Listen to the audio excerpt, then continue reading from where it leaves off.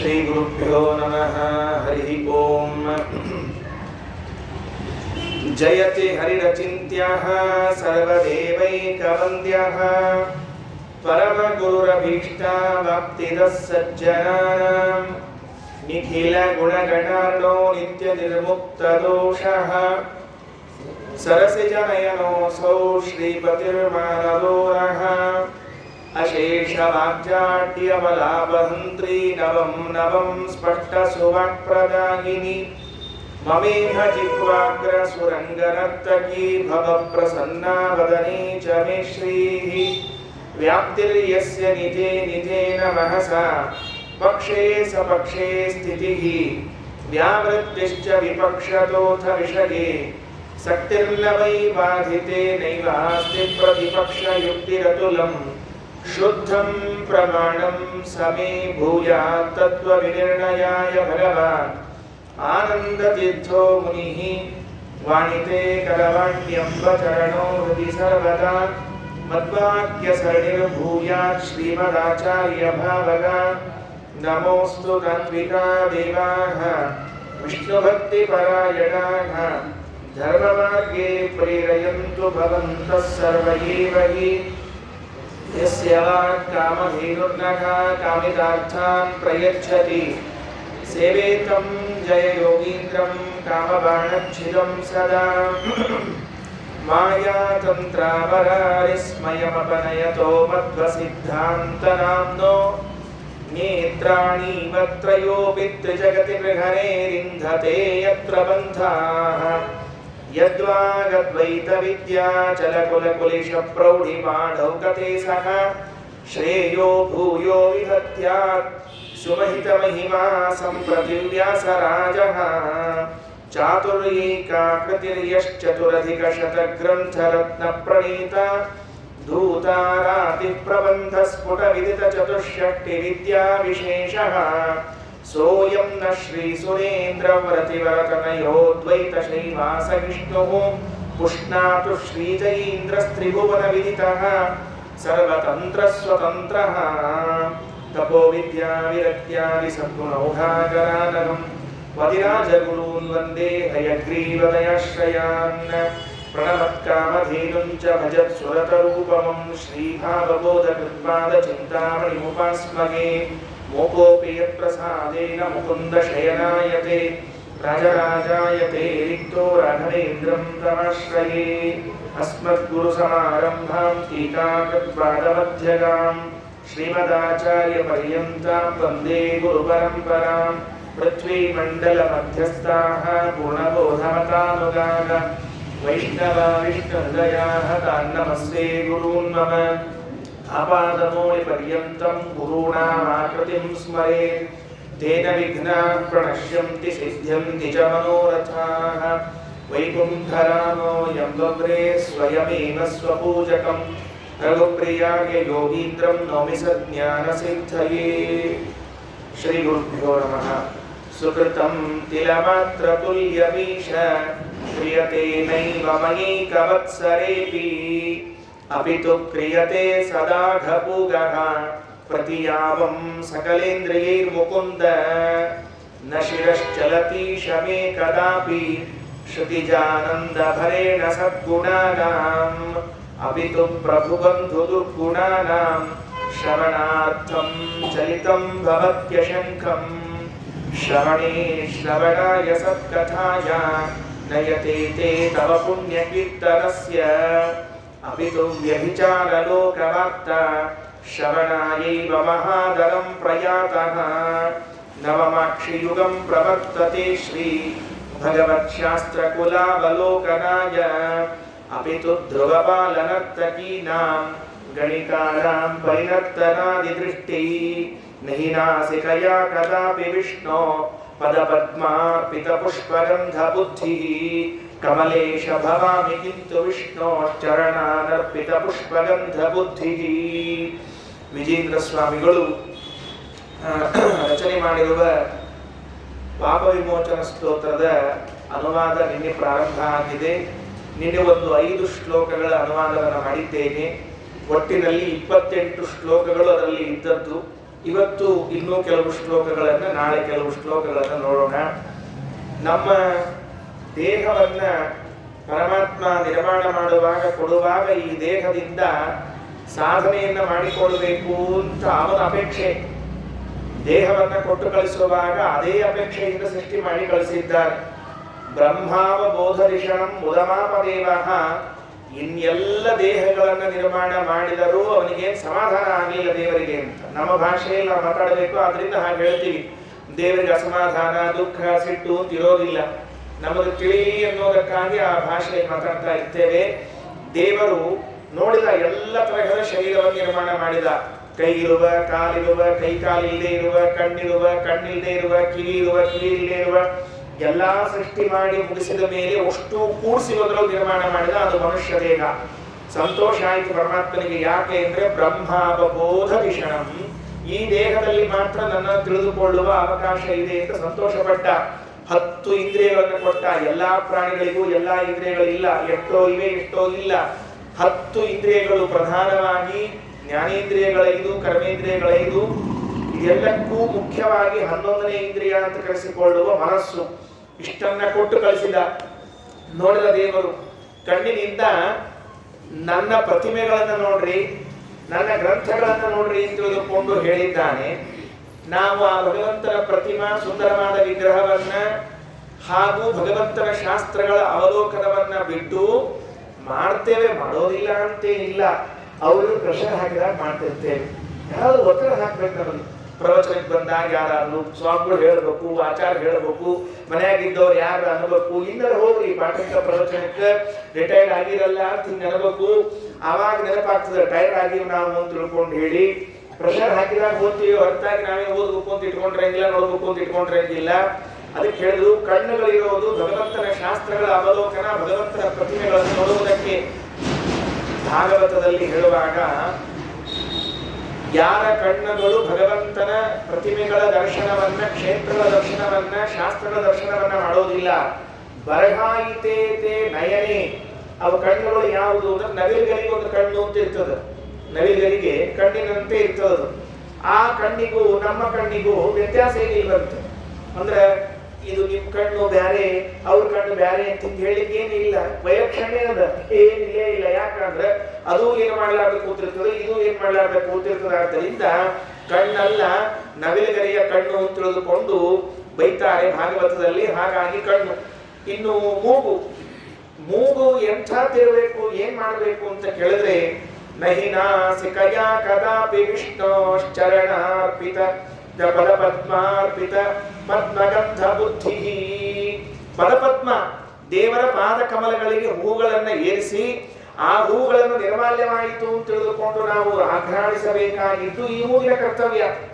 ದೇವರು ಕೊಟ್ಟದ್ದು ಮೂಗನ್ನ ಇದೆ, ಬರೇ ಅದಕ್ಕೊಂದಕ್ಕೆ ಅಂತ ಕೊಟ್ಟಿಲ್ಲ. ಅದರ ಜೊತೆಗೆ ಇನ್ನೂ ಅನೇಕ ಕಾರ್ಯಗಳನ್ನು ಮಾಡ್ಲಿಕ್ಕೆ ಬರ್ತದೆ. ಮುಖ್ಯವಾಗಿ ಶ್ವಾಸೋಚ್ಛ್ವಾಸವನ್ನು ಮಾಡ್ತಿರ್ತೇವೆ. ಮೂಗಿಗೆ ಅದೊಂದೇ ಕೆಲಸ ಅಲ್ಲ, ಗಂಧವನ್ನ ತೆಗೆದುಕೊಳ್ಳುವುದು. ಯಾವ ಗಂಧವನ್ನ ತೆಗೆದುಕೊಳ್ಳಬೇಕು? ಮನೆಯಲ್ಲಿ ಮಾಡಿದ ಅಡಿಗೆ ಗಂಧವನ್ನ ಮಾತ್ರ ತಗೊಳ್ತದೆ ಈ ಮೂಗು. ಅದೊಂದು ಸಂಕಲ್ಪ ಮಾಡಿಕೊಂಡದ. ಈ ಕೆಲವು ಚಾತುರ್ಮಾಸ ಸಂಕಲ್ಪ ಮಾಡ್ಕೊಂಡಿರ್ತಾರೆ ನೋಡ್ರಿ, 4 ತಿಂಗಳು ಇಷ್ಟಕ್ಕೆ ಮಾತ್ರ ತಗೋತೀವಿ, ತಗೊಳ್ಳೋದಿಲ್ಲ ಅಂತ ಮಾಡ್ಕೊಂಡ್ರಂಗಿಲ್ಲ. ಹಂಗೆ ನಮ್ಮ ಮೂಗು ಸಂಕಲ್ಪ ಮಾಡ್ಕೊಂಡದ, ಮನೆಯೊಳಗೆ ಮಾಡಿದ ಅಡಿಗೆ ವಾಸನೆ ಮಾತ್ರ ತಗೊಳ್ಳೋದು, ಉಳಿದದ್ದೇನಿಲ್ಲ. ಹಂಗೆಲ್ಲ ಇಲ್ಲ. ಆಚಾರ್ಯರು ಸ್ಥಳಜ ಜಲಜವಲ್ಲಿ 14ನೇ ಸರ್ಗದಲ್ಲಿ ಹೇಳುವಾಗ ನಾರಾಯಣ ಪಂಡಿತಾಚಾರ್ಯ ಅಂತಾರೆ, ಎಷ್ಟು ಹೂಗಳನ್ನು ಏರಿಸಬೇಕು ಶ್ರೀನಾಚಾರ್ಯರು ಭಗವಂತನಿಗೆ ಅಂದ್ರೆ, ಆ ಕೃಷ್ಣನ ಪ್ರತಿಮೆಗೆ ಇರಬಹುದು, ಮೂಲರಾಮದೇವರು, ದಿಗ್ವಿಜಯರಾಮದೇವರು, ಸೀತಾದೇವಿ ಎಲ್ಲ ಪ್ರತಿಮೆಗಳಿಗೂ, ಶಾಲಿಗ್ರಾಮ ವ್ಯಾಸಮುಷ್ಟಿಗಳಿಗೆ ಎಲ್ಲಾ ತರಹದ ಹೂಗಳನ್ನ, ಯಾವುದು ಶಾಸ್ತ್ರ ನಿಷಿದ್ಧವಲ್ಲವೋ ಆ ಎಲ್ಲ ಹೂಗಳನ್ನ ಏರಿಸಿ ಅದರ ಗಂಧವನ್ನ ಆಘ್ರಾಣೆ ಮಾಡುವರು. ನಿರ್ಮಾಲ್ಯವಾದ ಮೇಲೆ, ದೇವರಿಗೆ ಏರಿಸಿದ ಮೇಲೆ ತೆಗೆದುಕೊಂಡು. ನಾರಾಯಣ ಪಂಡಿತಾಚಾರ್ಯ ಆ ಮಾತನ್ನ ಪ್ರತ್ಯೇಕ ಉಲ್ಲೇಖ ಮಾಡ್ತಾರೆ. ಬರೇ ಹೊರಗಿನಿಂದ ಹೂಗಳನ್ನಲ್ಲ, ಒಳಗಿನಿಂದ ಅಷ್ಟವಿರ ಭಾವಪುಷ್ಪೈಹಿ, ಮನಸ್ಸಿನಿಂದಲೂ 8 ಭಾವಪುಷ್ಪಗಳನ್ನು ಸಮರ್ಪಣೆ ಮಾಡಬೇಕಂತೆ. ಅದಕ್ಕೆ ವಿಜೇಂದ್ರ ಸ್ವಾಮಿಗಳಂತಾರೆ, ನಹಿನಾಸಿಕಯ ಕದಾಪಿ ವಿಷ್ಣು ಪದಪದ್ಮಾರ್ಪಿತ ಪುಷ್ಪಗಂಧ ಬುದ್ಧಿ ಕಮಲೇಶ ಭವಾಮಿ ಕಿಂತು ವಿಷ್ಣೋಶ್ಚರಣಾನರ್ಪಿತ ಪುಷ್ಪಗಂಧ ಬುದ್ಧಿ. ಭಗವಂತನಿಗೆ ಅರ್ಪಣೆ ಮಾಡದೇ ಇರುವಂತಹ ಹೂಗಳನ್ನೇ ಆನಂದದಿಂದ ಆಘ್ರಾಣನೆ ಮಾಡುವುದನ್ನು ಇಟ್ಟುಕೊಂಡಿದ್ದೇವೆ. ದೇವರಿಗೆ ಸಮರ್ಪಣೆ ಮಾಡದೇ ಇರುವ ಗಂಧ, ನೀರು ಇವು ಯಾವುಗಳನ್ನು ತೆಗೆದುಕೊಳ್ಳಿಕ್ಕೆ ಹೋಗಬಾರದು ಅಂತ ಹೇಳ್ತಾರೆ. ವಾಯುದೇವರಿಗೆ ಗಂಧವಹ ಅಂತ ಹೆಸರಿದೆ ಸಂಸ್ಕೃತದಲ್ಲಿ. ಗಂಧವಹ ಬಹಳ ಚಂದಾದ ಹೆಸರು ವಾಯುದೇವರಿಗೆ. ಅವರ ಕೆಲಸ ಏನು ಅಂತಂದ್ರೆ ಈ ಭಗವಂತನಿಗೆ ಅರ್ಪಣೆ ಮಾಡಿರುವ ಹೂಗಳಲ್ಲಿರುವ ಗಂಧವನ್ನ ತೆಗೆದುಕೊಂಡು ಎಲ್ಲರಿಗೂ ಮುಟ್ಟಿಸೋದೇ ಅವರ ಕೆಲಸ. ಎಲ್ಲ ಒಳ್ಳೊಳ್ಳೆ ಗಂಧಗಳು, ಆ ಗಂಧಗಳನ್ನೆಲ್ಲ ಮುಟ್ಟಿಸ್ತಾರಂತೆ. ಜಗನ್ನಾಥದಾಸರು ಹರಿಕಥಾ ಪ್ರಸಾರದಲ್ಲಿ ಹೇಳುವಾಗ ಆ ಗಂಧ ಅಂತಂದ್ರೆ ಅದರಲ್ಲಿ ಎಷ್ಟು ಭಗವದ್ ರೂಪಗಳು ಅಂತ ಹೇಳಿ, ಮತ್ತೆ ಆ ಗಂಧದಲ್ಲಿ ಭಗವಂತನ ರೂಪಗಳು ಎಷ್ಟು 403. ಆ ಆಘ್ರಾಣೆಯಿಂದ ಮಾಡೋದ್ರಿಂದ ಆ ರೂಪಗಳು ಒಳಗಿರುವ ಬಿಂಬ ರೂಪದ ಜೊತೆಗೆ ಐಕ್ಯವನ್ನು ಹೊಂದದಂತೆ. ಒಳಗಿರುವ ಬಿಂಬ ರೂಪದ ಹೆಸರೇನು ಅಂತ ಕೇಳಿದ್ರೆ, ಆ ಶ್ರೀಮದಾಚಾರ್ಯರು ಭಾಗವತ ತಾತ್ಪರ್ಯದಲ್ಲಿ ಹೇಳುವಾಗ ಹೃದಯ ವ್ಯಕ್ತಂತು ಯತ್ ರೂಪಂ ಗಂಧ ವಿಹೋಚ್ಯತೆ ಅಂತ ಒಂದು ಮಾತು ಹೇಳ್ತಾರೆ. ಹೃದಯದಲ್ಲಿದ್ದ ಬಿಂಬನಾಮಕ ಪರಮಾತ್ಮನಿಗೆ ಗಂಧ ಅಂತ ಹೆಸರಂತ. ಹಾಗಾದ್ರೆ ಹೊರಗಡೆಗೆ ಪುಷ್ಪದಲ್ಲಿದ್ದ ಗಂಧಗಳನ್ನ ಮೂಗಿನ ಮೂಲಕ ತೆಗೆದುಕೊಂಡು ಒಳಗೆ ಗಂಧನಾಮಕನಾದ ಹೃದಯದಲ್ಲಿದ್ದ ಬಿಂಬನಿಗೆ ಅರ್ಪಣೆ ಮಾಡುವುದೇ ಗಂಧದ ಆಘ್ರಾಣನ ಅಂತ ಕರೀತಾರೆ ಶ್ರೀಮದಾಚಾರ್ಯ. ಹಾಗಿರುವಾಗ ವಿಜೇಂದ್ರ ಸ್ವಾಮಿಗಳು ಹೇಳಿದಂತೆ ನಾವು ಮೂಗಿನಿಂದ ಗಂಧಾಘ್ರಾಣನವನ್ನು ಮಾಡದೇ ಹೋದ್ರೆ ದೇವರಿಗೆ ಪುಷ್ಪ ಏರಿಸಿರ್ತೇವೆ, ತುಳಸಿ ಏರಿಸಿರ್ತೇವೆ, ಗಂಧವನ್ನೇ ಏರಿಸಿರ್ತೇವೆ. ಮಾರನೇ ದಿವಸ ತೆಗೆಯುವಾಗ ನಿರ್ಮಾಲ್ಯ ಅದು ಹೆಂಗಿರ್ಬೇಕು ಅಂದ್ರೆ ನಾವು ಏರಿಸಿದ್ರ ಮೇಲೆ ಇರ್ತದ್ರಿ. ಅದು ಹಂಗೆ ಧಳ ಇತ್ತು ಅಂದ್ರೆ, ಚಂದ ಇತ್ತು ಅಂದ್ರೆ ಒಳ್ಳೆ ಮನಸ್ಥಿತಿ ದೇಶ ಅಂತ ಅರ್ಥ. ನರಹರಿ ತೀರ್ಥ ಶ್ರೀಪಾದರು ಬೃಹತ್ ತೀರ್ಥ ವಿಜಯದಲ್ಲಿ ವ್ಯಾಸತೀರ್ಥರಿ ಮಾತನ್ನು ಬರೀತಾರೆ. ನರಹರಿ ತೀರ್ಥರು ಆ ಒರಿಸ್ಸಾದಿಂದ ರಾಮದೇವರ ಕಟ್ಟಿಗೆಯನ್ನು ತರುವಾಗ ಮಧ್ಯದಲ್ಲಿ ಪೂಜೆ ಮಾಡುವ ಪ್ರಸಂಗ ಅಂತ ತೆಗೆದು ನೋಡ್ತಾರಂತೆ. ಏನದ ಕಟ್ಟಿಗೆ ಒಳಗೆ ಅಂತ ತಿಳ್ಕೊಂಡು ಹೇಳಿದ್ರೆ ಗಂಧ, ಹೂವು, ತುಳಸಿ ಎಲ್ಲ ಫ್ರೆಶ್ ಇತ್ತು ಅಂತ. ಎಲ್ಲಾನು ಯಾವಾಗ ಪೆಟ್ಟಿ ಕಟ್ಟಿಟ್ಟಿದ್ರು, ಯಾರು ಪೂಜೆ ಮಾಡ್ತಿದ್ರು ನಿತ್ಯದಲ್ಲಿ ಗೊತ್ತಿಲ್ಲ. ಮೂಲರಾಮದೇವರು ಸೀತಾದೇವಿಯರ ಪೆಟ್ಟಿಗೆಯನ್ನು ತರ್ತಿರುವಾಗ ತೆಗೆದ್ರೆ ಒಳಗಡೆಗೆ ಗಂಧ ಹೂಗಳೆಲ್ಲ ಹಂಗೆ ಇತ್ತು ಅಂತ. ಅದನ್ನೇ ತಂದು ಆಚಾರ್ಯರಿಗೆ ಒಪ್ಪಿಸಿದ್ರು ಅಂತ ಬರೀತಾರೆ ವ್ಯಾಸತೀರ್ಥರು ಬೃಹತ್ ತೀರ್ಥ ವಿಜಯದಲ್ಲಿ. ಅಂದ ಮೇಲೆ ಆ ಪುಷ್ಪಗಳ ಸಮರ್ಪಣೆಯನ್ನು ಅಷ್ಟು ಸಂತೋಷದಿಂದ ಮನಸ್ಸಿನಿಂದ ಮಾಡಬೇಕು. ಅದರ ನಿರ್ಮಾಲ್ಯವನ್ನ ಮಾರನೇ ದಿವಸ ತೆಗೆದುಕೊಳ್ಳುವಾಗ ನಿರ್ಮಾಲ್ಯವನ್ನು ಆಘ್ರಾಣಿಸಬೇಕು ಅಂತ ಒಂದು ಭಾವ. ಇದಾದ ಮೇಲೆ 6ನೇ ಶ್ಲೋಕದಲ್ಲಿ ನಮ್ಮ ನಾಲಿಗೆ ಬಗ್ಗೆ ಹೇಳ್ತಾ ಇದ್ದಾರೆ. ಎಂಥ ನಾಲಿಗೆ ಎಲ್ಲಾದರೂ. ಈ ನಾಲಿಗೆಯ ಬಗ್ಗೆ ವಿಜೇಂದ್ರ ಸ್ವಾಮಿಗಳು ಹೇಳಿದ್ದನ್ನ ಕನ್ನಡದಾಗ ಹೇಳಿದ್ರೆ ನೀವೆಲ್ಲ ನನಗೆ ಬೈತೀರಿ. ಇನ್ನೇನಾದ್ರೂ ನಾವು ಪೂರ್ಣ ನನ್ನ ಭಾಷೆದಾಗ ಹೇಳಿಬಿಟ್ರೆ ಆಮೇಲೆ ನೀವು ಯಾರು ಕೂಡ ಅಷ್ಟು ಚಂದ ಹೇಳ್ಯಾರ. ಏನ್ ಬೈತೀರಿ ನೀವು ಒಬ್ಬೊತ್ಸರಿ ಬರ್ದಾರ್ರಿ ಅವೆಲ್ಲ. ದುರ್ಲಿಂಗ ಭಗಾಂಕಿತ ಕುಶಬ್ದಾನ್. ನಮ್ ಎಲ್ಲಾ ಶಬ್ದಗಳು ಲಿಂಗಕ್ಕೆ ಸಂಬಂಧಪಟ್ಟದ್ದೇ ಇರ್ತಾವಂತ, ಭಗಕ್ಕೆ ಸಂಬಂಧಪಟ್ಟದ್ದೇ ಇರ್ತಾವಂತ, ಬೇರೆ ಇರುವುದೇ ಇಲ್ಲ ಅಂತ ಬೈದಿದ್ದಾರೆ. ಇಲ್ಲಿ ನೃಹರೇ ಚ್ಯುತ ಮಾಧವೇಶ ಕೃಷ್ಣ, ನೃಹರೇ ಚ್ಯುತ ಮಾಧವೇಶ ಕೃಷ್ಣ, ಹರಿ ಗೋವಿಂದ ಮುಕುಂದ ನಾಮ ಜಾತಂ ನಹಿ ಕೀರ್ತಯತಿ ಹಮೇ ಕುಜಿಹ್ವಾ ಪಿತು ದುರ್ಲಿಂಗ ಭಗಾಂಕಿತಾನ್ ಕುಶಬ್ದಾನ್. ನಾಲಿಗೆ ಹೆಂಗಿರಬೇಕು ಅಂದ್ರೆ ಬರೇ ಭಗವಂತನ ನಾಮಗಳನ್ನು ಉಚ್ಚಾರಣೆ ಮಾಡುವಂತೆ ಇರ್ಬೇಕಂತ. ಮಾಡ್ತಾವ ಇಲ್ಲ ಅಂತಲ್ಲ, ಏನೇನ್ ಶಬ್ದಗಳನ್ನು ಮಾಡ್ತಾವ ಅಂತ ನಾವು ಬರೆದಿಟ್ಟುಕೊಂಡ್ರೆ ಬೆಳಿಗ್ಗಿಂದ ಸಾಯಂಕಾಲದೊಳಗೆ ಎಷ್ಟು ಶಬ್ದಗಳನ್ನ ನಾವು ಆಡಿದ್ದೀವಿ ಅಂತ ಒಂದ್ ಕಡೆ ಲೆಕ್ಕ ಇಟ್ರೆ ಅದ್ರದ್ದು ಬೈದದ್ದ ಸಾವಿರ ಇರ್ತಾವ. ದೇವರ ಹೆಸರು ಒಂದೂ ಇರುವುದಿಲ್ಲ. ದೇವರ ಸತ್ಯವಾಗಲು ಸತ್ಯವಾಗಲ್ಲ. ಏನೇನ್ ಶಬ್ದ ಆಡಬೇಕು. ನೃಹರೇ ಚ್ಯುತ ಮಾಧವೇಶ ಕೃಷ್ಣ, ಎಷ್ಟು ಸುಂದರವಾದ ಶಬ್ದಗಳು. ನೃಹರೇ ಚ್ಯುತ ಮಾಧವೇಶ ಕೃಷ್ಣ, ಹರಿ ಗೋವಿಂದ ಮುಕುಂದ ನಾಮ ಜಾತಂ ನಹಿ ಕೀರ್ತಯತಿ ಹಮೇ ಕುಜಿಹ್ವಾ. ಕೆಟ್ಟ ನಾಲಿಗೆ. ಎಷ್ಟು ಕೆಟ್ಟ ನಾಲಿಗೆ ಅಂತಂದ್ರೆ ಭಾಗವತದಲ್ಲಿ ಶೌನಕಾಚಾರ್ಯ ಮಾತಂತಾರ, ದಾರ್ ದುರಿಕೆ ವಸೂತ. ನಮ್ಮ ನಾಲಿಗೆ ಅಂತಂದ್ರೆ ಕಪ್ಪಿ ಒಟಗುಟ್ಟೋ ನಾಲಿಗೆ ಅಂತ. ಕಪ್ಪಿ ನಾಲಿಗೆಗೂ ನಮ್ಮ ನಾಲಿಗೆಗೂ ಏನೂ ಭೇದ ಎಣಿಸ್ಬೇಡ್ರಿ. ಸರ್ಕಾರ ಇರ್ತದೆ ನೋಡಿ, ಸರ್ಕಾರದಾಗ ಏನ್ ಹೇಳ್ತಿರ್ತಾರೆ, ಭೇದ ಭಾವ ಮಾಡಬಾರ್ದು ಅಂತ ಹೇಳ್ತಿರ್ತಾರೆ. ಹಾಗೆ ಕಪ್ಪಿ ನಾಲಿಗೆ ನಮ್ಮ ನಾಲಿಗೆಗೂ ಯಾವ ಭೇದ ಇಲ್ಲ, ಯಾವ ಭಾವ ಇಲ್ಲ, ಭಾವವೈದ್ಯ ಇಲ್ಲ, ಯಾರ್ಯಾರು ಇಲ್ಲ, ಅಷ್ಟು ಒಟಗೊಟ್ಟಿರ್ತದಂತೆ. ಅದು ಯಾವಾಗಲೂ ಒಟ ವಟ ವಟ ಅಂತಿರ್ತದೆ. ನಮ್ಮ ನಾಲಿಗೆ ಒಟವಟ ಅಂತಿರ್ತದೆ. ನಾಲಿಗೆಯಿಂದ ಉಚ್ಚರಿಸಬೇಕಾದದ್ದೇನು ಅಂತ ಕೇಳಿದ್ರೆ ಭಗವಂತನ ನಾಮಗಳು. ಎಂಥ ನಾಮಗಳು ಅಂತ ಕೇಳಿದ್ರೆ ನೃಹರೇ ಚ್ಯುತ ಮಾಧವೇಶ ಕೃಷ್ಣ, ಹರಿ ಗೋವಿಂದ ಮುಕುಂದ ನಾಮ ಜಾತಂ. ನೀವು ಎಷ್ಟು ನಾಮವನ್ನು ಹೇಳಿ ಸಾಧ್ಯವೋ ಅಷ್ಟು ನಾಮವನ್ನು ಹೇಳ್ಬೋದು. ಶ್ರೀಕೃಷ್ಣ ಕಮಲಾನಾಥಗ, ಏನ 108 ನಾಮಗಳು ಭಗವಂತನ ಕೃಷ್ಣ ನಾಮಗಳಲ್ಲಿರ್ಬೋದು. ನಾಮಗಳಿಗೆ ಉಚ್ಚಾರಣೆ ಮಾಡಿದಾಗ ಅದು ಏನ್ ಕೆಲಸ ಮಾಡ್ತದೆ ಅಂತ ಜಗನ್ನಾಥದಾಸರು ಒಂದ್ ಕಡೆ ಹೇಳಿದ್ದಾರೆ, ಬಹಳ ಚಂದದು. ಕಾಮಧೇನು ಸುಕಲ್ಪತರು ಚಿಂತಾಮಣಿಗಳು, ಕಾಮಧೇನು ಸುಕಲ್ಪತರು ಚಿಂತಾಮಣಿಗಳ ಮರೇಂದ್ರಲೋಕನಿ ಕಾಮಿತಾರ್ಥಗಳೀವಲ್ಲದೆ ಸೇವೆ ಮಾಡುವರಿಗೆ ಶ್ರೀ ಮುಕುಂದನ ಪರಮ ಮಂಗಳ ನಾಮನರಕಸ್ಥರ ನುಸಲಗಿತು ಪಾಮರರ ಪಂಡಿತರೆನಿಸಿ ಪುರುಷಾರ್ಥ ಕೊಡುತ್ತಿಹದು. ಆ ಭಗವಂತನ ನಾಮ ಅದರ ಸಾಮರ್ಥ್ಯವನ್ನ ಉಚ್ಚಾರಣೆ ಮಾಡಿದಾಗ, ದೇವರ ನಾಮೋಚ್ಚಾರಣೆ ಮಾಡಿದ್ರೆ ಏನಾಗ್ತದೆ ಅಂತ ಕೇಳಿದ್ರೆ, ಕಾಮಧೇನು ಕಲ್ಪವೃಕ್ಷ ಚಿಂತಾಮಣಿಗಳಿಗಿಂತಲೂ ಭಗವಂತನ ನಾಮ ತೂಕದಲ್ಲಿ ಮೇಲಂತ. ಏನ್ರಿ ಹಿಂಗಂತೆ? ಕಾಮಧೇನು ಅಂದ್ರೆ ಕೇಳಿದು ಕೊಡ್ತದಪ್ಪ, ಚಿಂತಾಮಣಿ ಅಂದ್ರೆ ಕೇಳಿದು ಕೊಡ್ತದೆ, ಕಲ್ಪವೃಕ್ಷ ಅಂದ್ರೆ ಕೇಳಿದು ಕೊಡ್ತದೆ. ನಿಮ್ ಭಗವಂತ ನಾಮ ಕೇಳಿದು ಕೊಡ್ತದೋ? ಅದಕ್ಕೆ ಜಗನ್ನಾಥದಾಸರಂದ್ರು, ಕಾಮಧೇನು ಸುಕಲ್ಪತರು ಚಿಂತಾಮಣಿಗಳು ಅಮರೇಂದ್ರ ಲೋಕದಿ. ಅದು ಎಲ್ಲಿ? ಸ್ವರ್ಗದಲ್ಲಿ ಮಾತ್ರ. ನಿಮ್ಮೂರಾಗೆಲ್ಲ ಕಾಮಧೇನು ಕಲ್ಪವೃಕ್ಷ ಚಿಂತಾಮಣಿ ಅಂತ ತಿಳ್ಕೊಳಿಕ್ ಹೋಗ್ಬೇಡ್ರಿ. ಚಿಂತಾಮಣಿ ಜ್ವೆಲರ್ಸ್ ಅದ ನಿಮ್ಮೂರಾಗಷ್ಟ. ನಿಮ್ಮೂರಾಗ ಚಿಂತಾಮಣಿ ಇಲ್ಲ. ಕಾಮಧೇನು ಅದು ಏನು ಹಾಲಿನ ಪಾಕೆಟ್ ಮೇಲೆ ಒಂದು ಚಿತ್ರ ಹಾಕಿರ್ತಾರೆ ನೋಡ್ರಿ, ಜರ್ಸಿ ಆಕಳ, ಅದೇ ಕಾಮಧೇನು. ನಮಗ ಇನ್ಯಾವ್ದು ಇಲ್ಲೇ ಇಲ್ಲ. ಕಲ್ಪವೃಕ್ಷ ಅದನ್ನು ತೆಂಗಿನ ಗಿಡ, ಒಂದು ಮಾವಿನ ಮರ ಅವ, ಅವು ಮಾವು ತೆಂಗು ಕೊಡ್ಬೋದು, ಹೊರತಾಗಿ ಬೇರೆ ಕೊಡುವುದಿಲ್ಲ. ಇಲ್ಲಿ ಇದು ಸ್ವರ್ಗದಲ್ಲಿ ಇದ್ದಾಗಲೂ ಕೂಡ ಎಲ್ಲರಿಗೂ ಕೊಡ್ತದೆ ಅಂತೇನಿಲ್ಲ. ಸೇವೆ ಮಾಡ್ಪರಿಗೆ, ಯಾರು ಸೇವೆ ಮಾಡ್ತಾರೋ ಅವರಿಗೆ ಮಾತ್ರ ಫಲ ಕೊಡ್ತದೆ. ಆದರೆ ಶ್ರೀ ಮುಕುಂದನ ನಾಮ ಎಂಥ ನಾಮ, ಪರಮ ಮಂಗಳ ನಾಮ. ಭಗವಂತನ ನಾಮ ಅಂದ್ರೆ ಅಷ್ಟು ಪರಮ ಮಂಗಳವಾಗಿರುವಂತಹದ್ದು. ನರಕಸ್ಥರ ನುಸಲಹಿತು ಪಾಮರರ ಪಂಡಿತರೆನಿಸಿ ಪುರುಷಾರ್ಥ ಕೊಡುತ್ತಿಹರು. ನರಕದಲ್ಲಿದ್ದವರನ್ನು ಪಾರು ಮಾಡಿ ಅವರನ್ನು ಉದ್ಧಾರ ಮಾಡ್ತದಂತ. ನಾರದರು ಬಂದಿದ್ರಂತ ಒಂದ್ಸರ್ತಿ, ಅದು ವಿಷ್ಣು ಧರ್ಮೋತ್ತರ ಪುರಾಣದಾಗ ಬಂದ ಕಥೆ ಇದೆ. ವಿಷ್ಣು ಧರ್ಮೋತ್ತರ ಪುರಾಣದೊಳಗ ನಾರದರು ಯಮಲೋಕಕ್ಕೆ ಬಂದಿದ್ರಂತ. ಯಮದೇವ್ರಿಗೆ ಕೇಳಿದ್ರಂತ, ಏನ್ರಿ ನಾರದರು ನಮ್ಮೂರಾಗ ಹೈದಿರಲ್ಲ ಅಂತ ಕೇಳ್ತಿರ್ತಾರಲ್ಲೋ. ಹಿಂಗೆ ಶುಕ್ರಪೇಟೆ ಮುಂದೆ ಹೋಗಾಲಕ್ಕೆ ಆಚಾರು, ಏನ್ರಿ ಆಚಾರ ಶುಕ್ರಪೇಟೆಗೆ ಹಾದಿ ಇವತ್ತೇನು ವಿಶೇಷ ಕೇಳ್ತಿರಂಗಿಲ್ಲ. ಆಚಾರ ಹೇಳ್ತಿರ್ಬೇಕು, ತಾಪಿ ಮಾಲ್ಮಡಿಗೆ ಹೋಗ್ಬೇಕಾದ್ರೆ ನಿಮ್ ಕಡೆ ಹಾಲು ಹೊಟ್ಟೆ ಅಂತ ಹೇಳ್ತಿರಂಗಿಲ್ಲ. ಹಾಗಿದ್ದಾಗ ಕೇಳಿದ್ರು, ಏನ್ ಆಚಾರ ಈ ಹೊಟ್ಟೀರಿ ಅಂತ ತಿಳ್ಕೊಂಡು ನಾರದಂದ್ರು, ಸುಮ್ಮನೆ ಸ್ವರ್ಗದಾಗೂ ಎಲ್ಲ ನೋಡ್ಕೊಂಡು ಬಂದೆ, ಹಂಗ ನರಕದಾಗ ಯಾರ್ಯಾರಿದ್ದಾರೆ ನೋಡೋಣ ಅಂತ ಹೊಂಟಿಗೆ ಏನ್ರಿ ಅವ್ರು.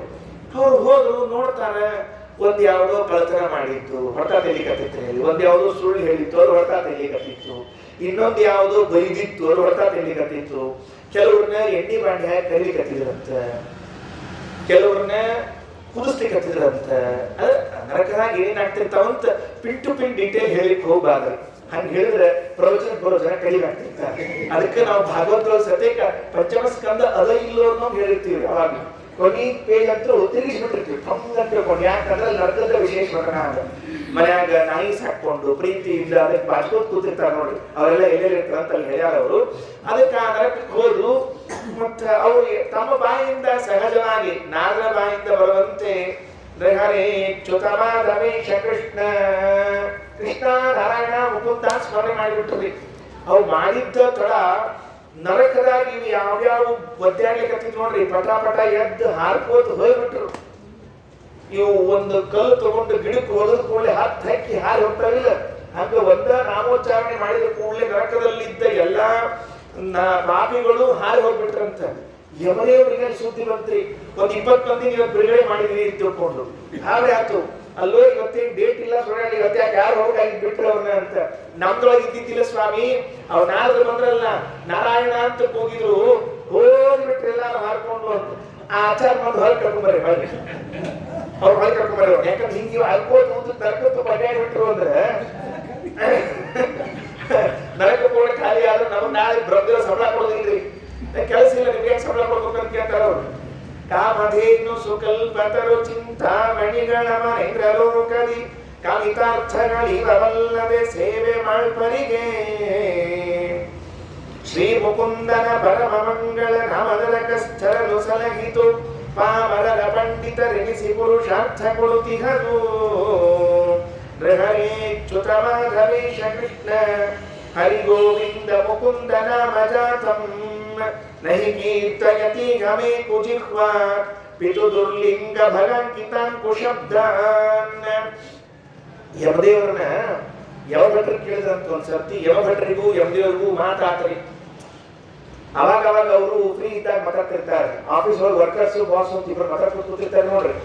ಟೇಬಲ್ ಹಾಕೊಂಡು ಮುಂಚೆ ಹಾಕೊಂಡು ಕೂತಿದ್ರಂತೆ. ಏನು ಅಲ್ಲ, ಮೊನ್ನೆ ನಾವು ಆ ಅಜಾರಗಳನ್ನು ಕರ್ಕೊಂಡ್ ಬರ್ಲಿಕ್ಕೆ ಹೋಗಿದ್ದೆ. ಹೋದ ಹೊತ್ತಿನೊಳಗ ವಿಷ್ಣುನೂತರು ಬಂದ್ಬಿಟ್ರು. ನಮ್ಮ ಕೆಲಸಕ್ಕೆ ಅಡ್ಡಿ ಮಾಡಿದ್ರು. ನೀವು ಇದು ಮಾಡೋ ಹೋಗಿಲ್ಲ, ತಗೊಂಡು ಹೋಗ್ಲಾ ಅಂದ್ರು. ನಾವು ಬಂದ್ವಿ, ನೀವು ಬ್ಯಾಗ್ ಬಿಡ್ರಿ ಅಂತ ಇಷ್ಟೊಂದು ಬಿಟ್ರಿ. ನಾವು ಸುಮ್ಮನೆ ಆಗ್ಬಿಟ್ವಿ. ನಮ್ಗೆ ಏನ್ ತಿಳಿಲಿಲ್ಲ ಅಂದ್ರೆ ಅಜಾಮಿಳ ಜನ್ಮದುದ್ದಕ್ಕೂ ಮಾಡಿದ ಪಾಪಗಳು ಏನು, ವಿಷ್ಣುದೂತರು ಬಂದು ಅವ್ರು ಬಿಡಿಸಿದ್ದೇನು, ಯಾವ ಅರ್ಥ ಆಗಲಿಲ್ಲ ನಮಗೆ. ಅಂಥದ್ದು ಏನ್ ಮಾಡಿದ್ದಾರವ ಅಂತ ಕೇಳಿದ್ದಕ್ಕೆ ಯಮದೇವರಂತಾರ, ಏತಾವತಾಲಂ ಅಘನಿರ್ಘಣಾಯ. ಭಾಗವತದ ಷಷ್ಠ ಸ್ಕಂದದಲ್ಲಿ ಹೇಳುವಾಗ ಏತಾವತಾಲಂ ಅಘನಿರ್ಘಣಾಯ ಪುಂಸಾಂ ಸಂಕೀರ್ತನಂ ಭಗವತೋ ಗುಣಕರ್ಮ ನಾಮ್ನ. ಏನು ಮಾಡಬಾರ್ದು, ಇಷ್ಟೇ ಒಂದು ನಿಯಮ ಇಟ್ಕೊಳ್ರಿ. ಏತಾವತ ಅಲಂ ಅಘನಿರ್ಘಣಾಯ ಪುಂಸಾಂ, ನಾವು ಪಾಪವನ್ನ ಪರಿಹಾರ ಮಾಡಿಕೊಳ್ಬೇಕು ಅನ್ನುವುದಕ್ಕೆ ಸಂಕೀರ್ತನಂ ಭಗವತಃ ಗುಣಕರ್ಮ ನಾಮ್ನ. ಭಗವಂತನ ಗುಣಗಳನ್ನು, ಭಗವಂತನ ಕರ್ಮಗಳನ್ನು, ಭಗವಂತನ ನಾಮವನ್ನು ಹೇಳಿದರೆ ಸಾಕು. ಅದಕ್ಕಿಂತ ಹೆಚ್ಚಿನ ಬೇಕಾಗಿಲ್ಲ.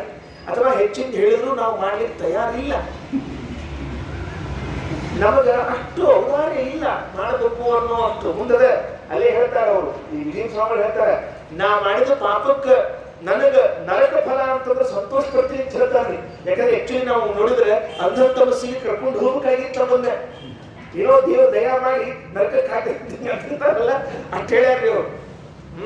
ಏತಾವತಾಲಂ ಅಘನಿರ್ಘಣಾಯ ಪುಂಸಾಂ ಸಂಕೀರ್ತನಂ ಭಗವತೋ ಗುಣಕರ್ಮ ನಾಮ್ನಾಂ ವಿಕೃಷ್ಯ ಪುತ್ರ ಭಗವನ್ ಯರಜಾ ವಿಲೋಪಿ ನಾರಾಯಣೇತಿ ಮ್ರಿಯಮಾಣ.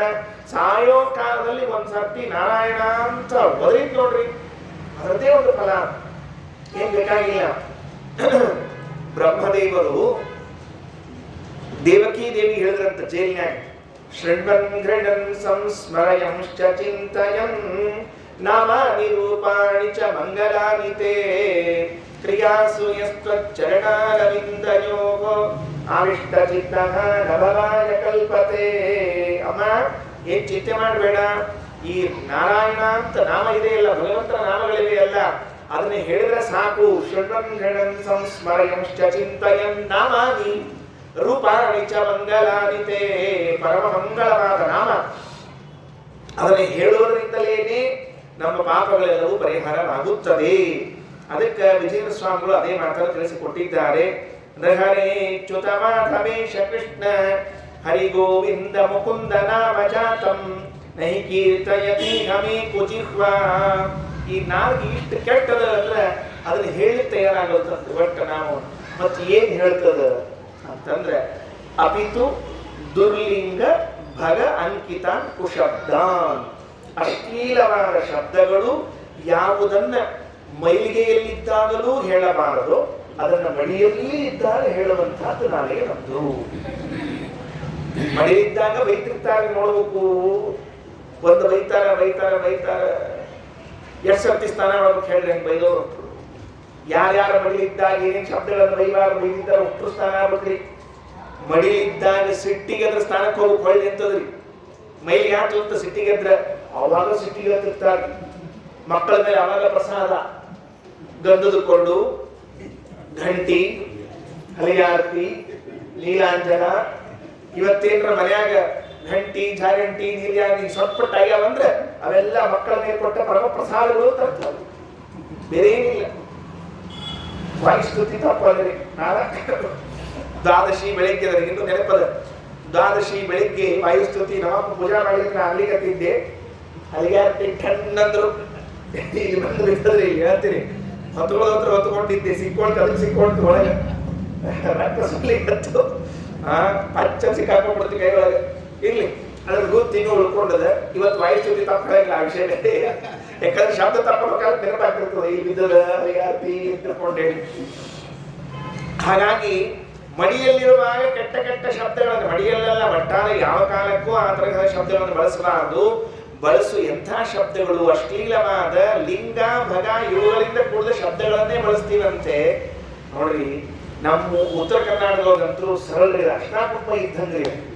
ಯಾವ ಶಬ್ದಗಳು ಗೊತ್ತಾದ್ರೆ ಎರಡು ಶಬ್ದ ಅವು ಎಲ್ಲರಿಗೂ ಗೊತ್ತವ, ಅದಕ್ಕೆ ಹೇಳಿಕ್ ಹೋಗ್ಲು ಉಪನ್ಯಾಸ ಹೇಳಬಾರ್ದು ಬಿಟ್ಟಿರ್ತೀನಿ ಅಷ್ಟೇ. ನಾನು ಎರಡು ಶಬ್ದಗಳನ್ನ ಅರ್ಶನಾಪುಪ್ಪ ಬಳಸ್ತಿರ್ತೀವಿ.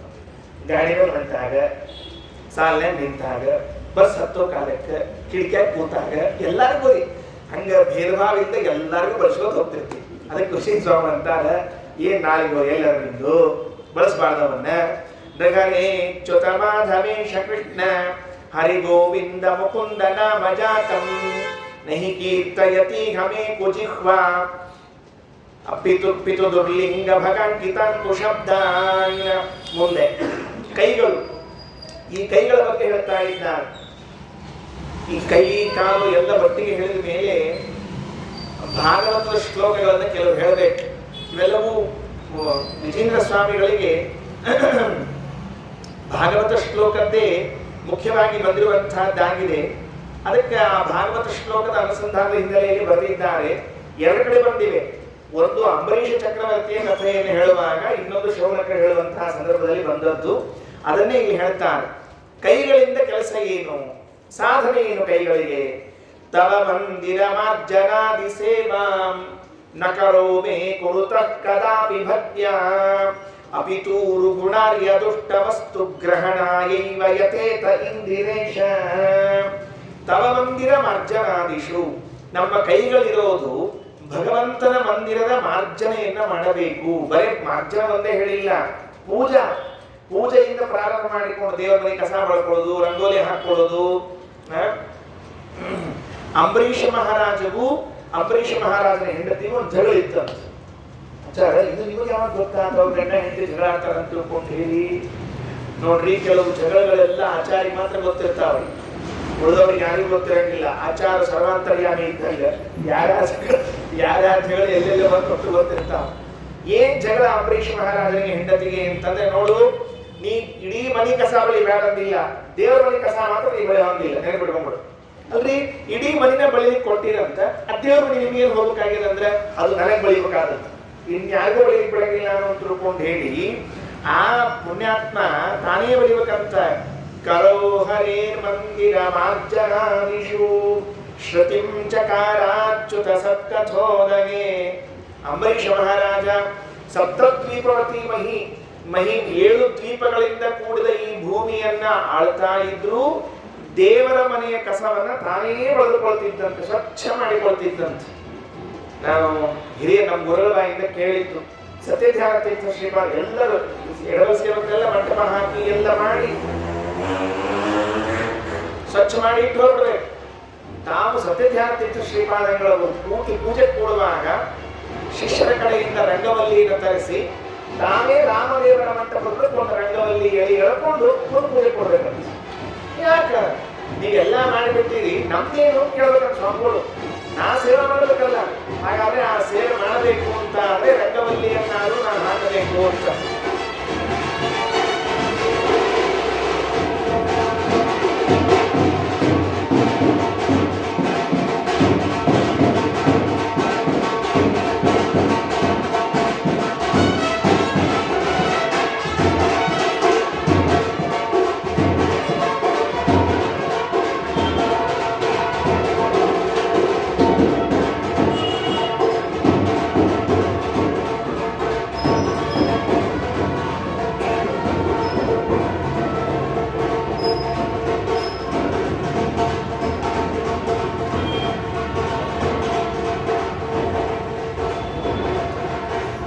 ತವ ಮಂದಿರ ಮಾರ್ಜನಾದಿ ಸೇವಾಂ ನ ಕರೋಮಿ ಕುರುತಃ ಕದಾಪಿ ಭಕ್ತ್ಯ ಅಪಿತೂರು ಗುಣಾರ್ಯ ದುಷ್ಟ ವಸ್ತು ಗ್ರಹಣಾಯೈವ ಯತೇತ ಇಂದಿರೇಶ.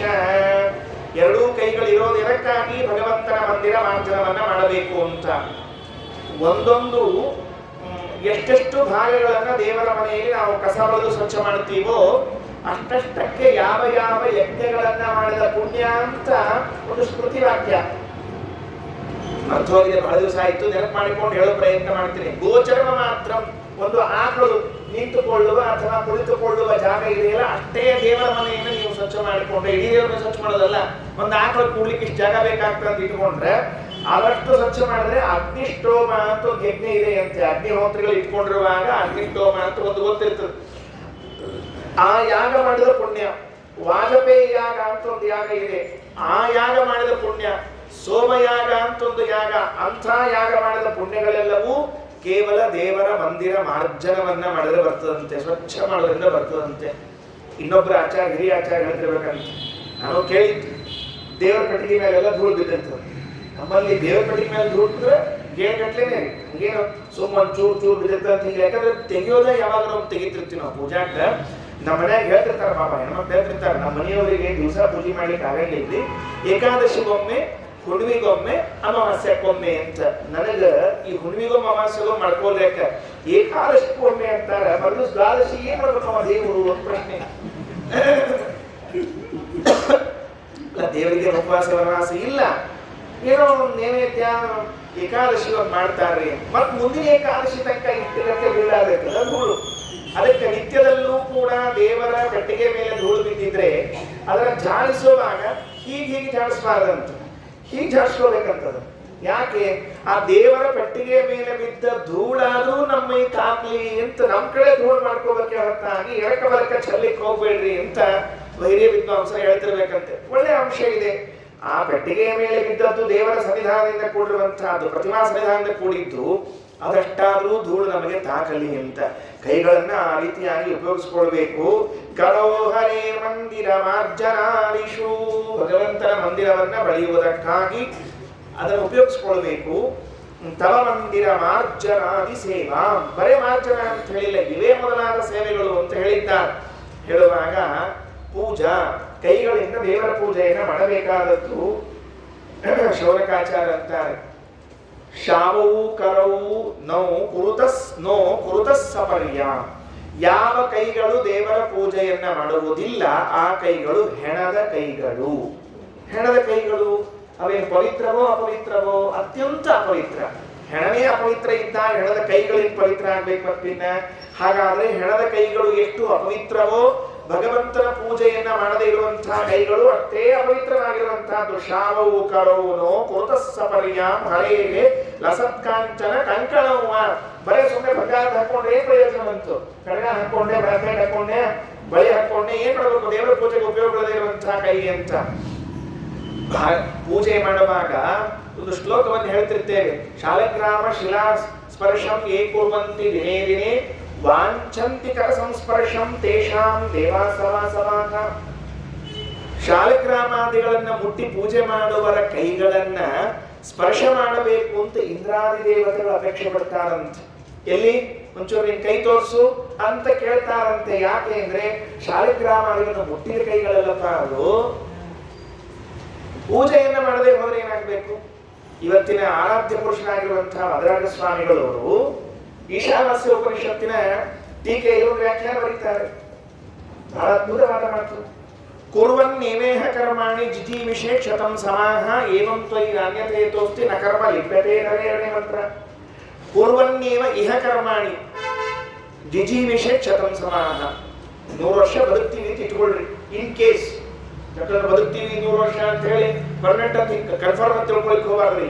100 ವರ್ಷ ಬದುಕ್ತೀರಿ, ಆ ಬದುಕುವಷ್ಟು ಕಾಲ ನಮಗೆ ಪೂಜಾಧಿಕಾರ ಬಂದರೆ, ಯಾರಿಗೆ ಪೂಜಾಧಿಕಾರ ಬಂದಿದೆಯೋ, ಪೂಜಾಧಿಕಾರ ಅಂತಂದ್ರೆ ಕೆಲವರಿಗೆ ಶಾಲಿಗ್ರಾಮಾದಿಗಳನ್ನ ಮುಟ್ಟಿ ಪೂಜಿಸುವ ಅಧಿಕಾರ, ಇನ್ನು ಕೆಲವರಿಗೆ ಹಾಗೆಯೇ ಪೂಜೆಯನ್ನು ಮಾಡಲಿಕ್ಕೂ ಅಧಿಕಾರ ಕೊಟ್ಟಿದ್ದಾರೆ. ಹಾಗಾದ್ರೆ ಆ ಪೂಜೆಯನ್ನ ಮಾಡ್ತಾ ಇದ್ರೆ ನಿರಂತರ ಭಗವತ್ ಪೂಜಾಯಾಹ ಅಪಿ ಪ್ರಾಯಶ್ಚಿತ್ತ ರೂಪತ್ವಾತ್ ಅಂತ ಬರೀತಾರೆ ಮಹಾರಾಜ ಶ್ರೀಚಂದ್ರರು. ಎಷ್ಟು ಅದ್ಭುತವಾದ ಮಾತು ಗೊತ್ತಿದೆ. ನಾವು ಏನೇನೋ ಪಾಪಗಳನ್ನು ಮಾಡಿರ್ತೇವೆ ಅದಕ್ಕೆಲ್ಲ ಪ್ರಾಯಶ್ಚಿತ್ತ ಹೇಳ್ಕೊಂಡಾರೆ. ಒಂದು ಕರ್ಮ ವಿಪಾಕ ಅಂತ ಒಂದು ಗ್ರಂಥ ಅದ. ಕರ್ಮ ವಿಪಾಕ ನಾವು ಪ್ರಾಯಶಃ ಆ ಗ್ರಂಥ ಕೇಳಿರಂಗಿಲ್ಲ. ಹೋಗಿ ಉಮಾಮಹೇಶ್ವರ ಸಂವಾದ ಅಂತ ಕೇಳಿಲ್ಲೋ, ಸೇಮ್ ಅಂದ್ರೆ ಅದೇ ಕರ್ಮ ವಿಪಾಕ ಅನ್ನೋದು. ಆ ಬರೆದ ವ್ಯಕ್ತಿ ಅದು ಎಲ್ಲಿ ಯಾರೋ ಒಬ್ಬರು ಜ್ಞಾನಗಳ ಸಂಗ್ರಹ ಮಾಡಿದ್ದದನ್ನ ಹೆಂಗ್ ಬರೆದಾಗ ಗೊತ್ತೇನ್ರಿ? ಅಶ್ವಿನಿ ನಕ್ಷತ್ರದ ಮೊದಲನೇ ಚರಣದಲ್ಲಿ ಹುಟ್ಟಿದವರು ಏನೇನು ಕರ್ಮಗಳನ್ನು ಮಾಡಿದ್ರೆ ಏನೇನು ಪ್ರಾಯಶ್ಚಿತ್ತ ಮಾಡ್ಕೋಬೇಕು. ಅಶ್ವಿನಿ ನಕ್ಷತ್ರದವರು ಎರಡನೇ ಚರಣದಲ್ಲಿ ಹುಟ್ಟಿದವರು ಏನೇನು ಕರ್ಮ ಮಾಡಿದ್ರೆ ಏನೇನು ಪ್ರಾಯಶ್ಚಿತ್ತ ಮಾಡ್ಕೋಬೇಕು. ಮೂರನೇ ಚರಣ, ನಾಲ್ಕನೇ ಚರಣ, ಪೂರ್ವ ಭಾದ್ರಪದ, ಉತ್ತರಾಷಾಢ, ಪೂರ್ವಾಷಾಢ ಎಲ್ಲಾ ನಕ್ಷತ್ರಗಳು ಒಂದೊಂದು ಚರಣಗಳಿಗೆ ಏನೇನು ಕರ್ಮಗಳು, ಎದಕ್ಕೆ ಫಲ ಏನು, ಅದಕ್ಕೆ ಪ್ರಾಯಶ್ಚಿತ್ತ ಏನು ಇಷ್ಟು ಬರ್ತಾರೆ. ಮೊನ್ನೆ ನೋಡಿದ್ದೆ ನಾನು ಔಷಧದಾಗ ಚಲೋ ಆಯ್ತು, ಒಂದಿನ ಲೇಟ್ ಆಗಿ ಸಿಕ್ಕೋದು, ಅರ್ಜೆಂಟಿಗೆ ಸಿಕ್ಕಿದ್ರು ನಮ್ಮ ಪರಿಸ್ಥಿತಿ ಏನಾಗಬೇಡ ಎಲ್ಲರ. ಅಷ್ಟೆಲ್ಲದಕ್ಕೂ ಪ್ರಾಯಶ್ಚಿತ್ತ ಮಾಡ್ಕೋಬೇಕು. ಕಾಳಿಯ ಮರ್ದನ ಪ್ರಸಂಗ ಆಯ್ತಂತೆ. ಶ್ರೀಮದಾಚಾರ್ಯ ವಾಕ್ಯಗಳು ಎಷ್ಟು ಅದ್ಭುತ ಇದೆ ನೋಡ್ಕೊಳ್ರಿ. ಒಂದೊಂದು ಮಾತು. ಕಾಳಿಯನನ್ನ ಹಾಕಿ ಕೃಷ್ಣ ಕಚ ಕಚ ಕಚ ತುಳಿದು ಬಿಟ್ಟ. ತುಳಿದು ಬಿಟ್ರೆ ಹೆಂಡತಿಯರು ಬಂದ್ರಂತೆ. ಕಾಳಿಯನ ಹೆಂಡತಿಯರು ಒಬ್ಬಕ್ಕಿದ್ದಿಲ್ರಿ ಹೆಂಡತಿ, ಕಾಳಿಯಾಗ ಒಂದು ನಾಲ್ಕೆಂಟು ಬಂದಿದ್ರಿ ಹೆಂಡತಿಯರು. ಕಾಳು ಬಾಳು ಅಂತಿರ್ತಾರೆ ಹಂಗ ಕಾಳು.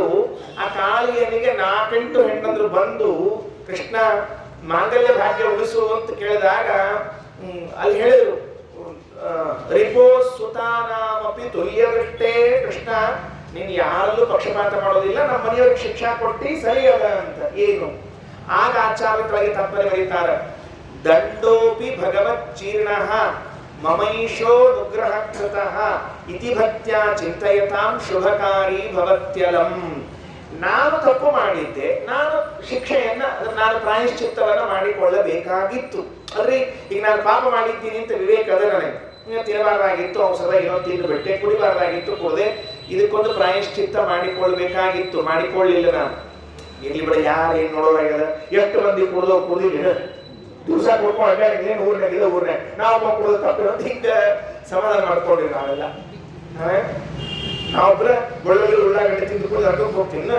ಜೊತೆಗೆ ಇಲ್ಲೇ ನಮ್ಮ ಊರಾಗ ಬೇಕಾಗಿ ಬಂದಿದ್ದಾರೆ, ಅವ್ರದ್ದು ನಮ್ದು ಬಳಿ ಟಿಕೆಟ್ ಆಗ್ಯಾವ, ಟ್ರೈನ್ಯಾಗ AC ಒಳಗೆ ಆಗ್ಯಾವ, ಫುಲ್ ಹೋಗ್ತೀವಿ ಅಂತ. ಹಿಂಗ್ ಸಮಾಧಾನ ಮಾಡ್ಕೊಂಡು ಪ್ರಾಯಶ್ಚಿತ್ತವನ್ನ ಬಿಟ್ರೆ ದೇವರು ವಿಚಾರ ಮಾಡ್ತಾನಂತ, ಈ ಹುಚ್ಚಪ್ಪ ತಾನ ಪ್ರಾಯಶ್ಚಿತ್ತ ಮಾಡ್ಕೊಂಡಿದ್ರೆ ಮುಗಿದು ಹೋಗ್ತಿತ್ತು, ಇಲ್ಲಿ ಬಿಡು ನಾನ ಮಾಡಿಸ್ತೀನಿ ಅಂತ ತಿಳ್ಕೊಂಡು ಅವನೇ ಶಿಕ್ಷೆಯನ್ನು ವಿಧಿಸ್ತಾನಂತ.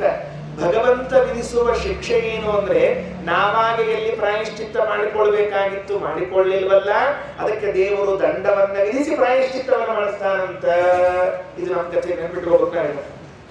ಅದಕ್ಕೆ ವಾದರಾಜ ಶ್ರೀ ಚರಣರು ನಿರಂತರ ಭಗವತ್ ಪೂಜಾಯಾಹ ಅಪಿ ಪ್ರಾಯಶ್ಚಿತ್ತ ರೂಪತ್ವಾತ್, ಪ್ರತಿನಿತ್ಯವೂ ತಪ್ಪದೇ ದೇವರ ಪೂಜೆಯನ್ನ ಮಾಡಿದ್ರೆ ಯಾವ ಯಾವ ತಪ್ಪುಗಳಿಗೆ ನಾವು ಪ್ರಾಯಶ್ಚಿತ್ತ ಮಾಡಿಕೊಳ್ಬೇಕಾಗಿತ್ತು ಬಿಟ್ಟಿದ್ವೆಲ್ಲ ಎಲ್ಲ ಒಳಗೋಯ್ತು, ಎಲ್ಲ ಒಳಗೆ ಸೇರಿ ಆಯಿತು.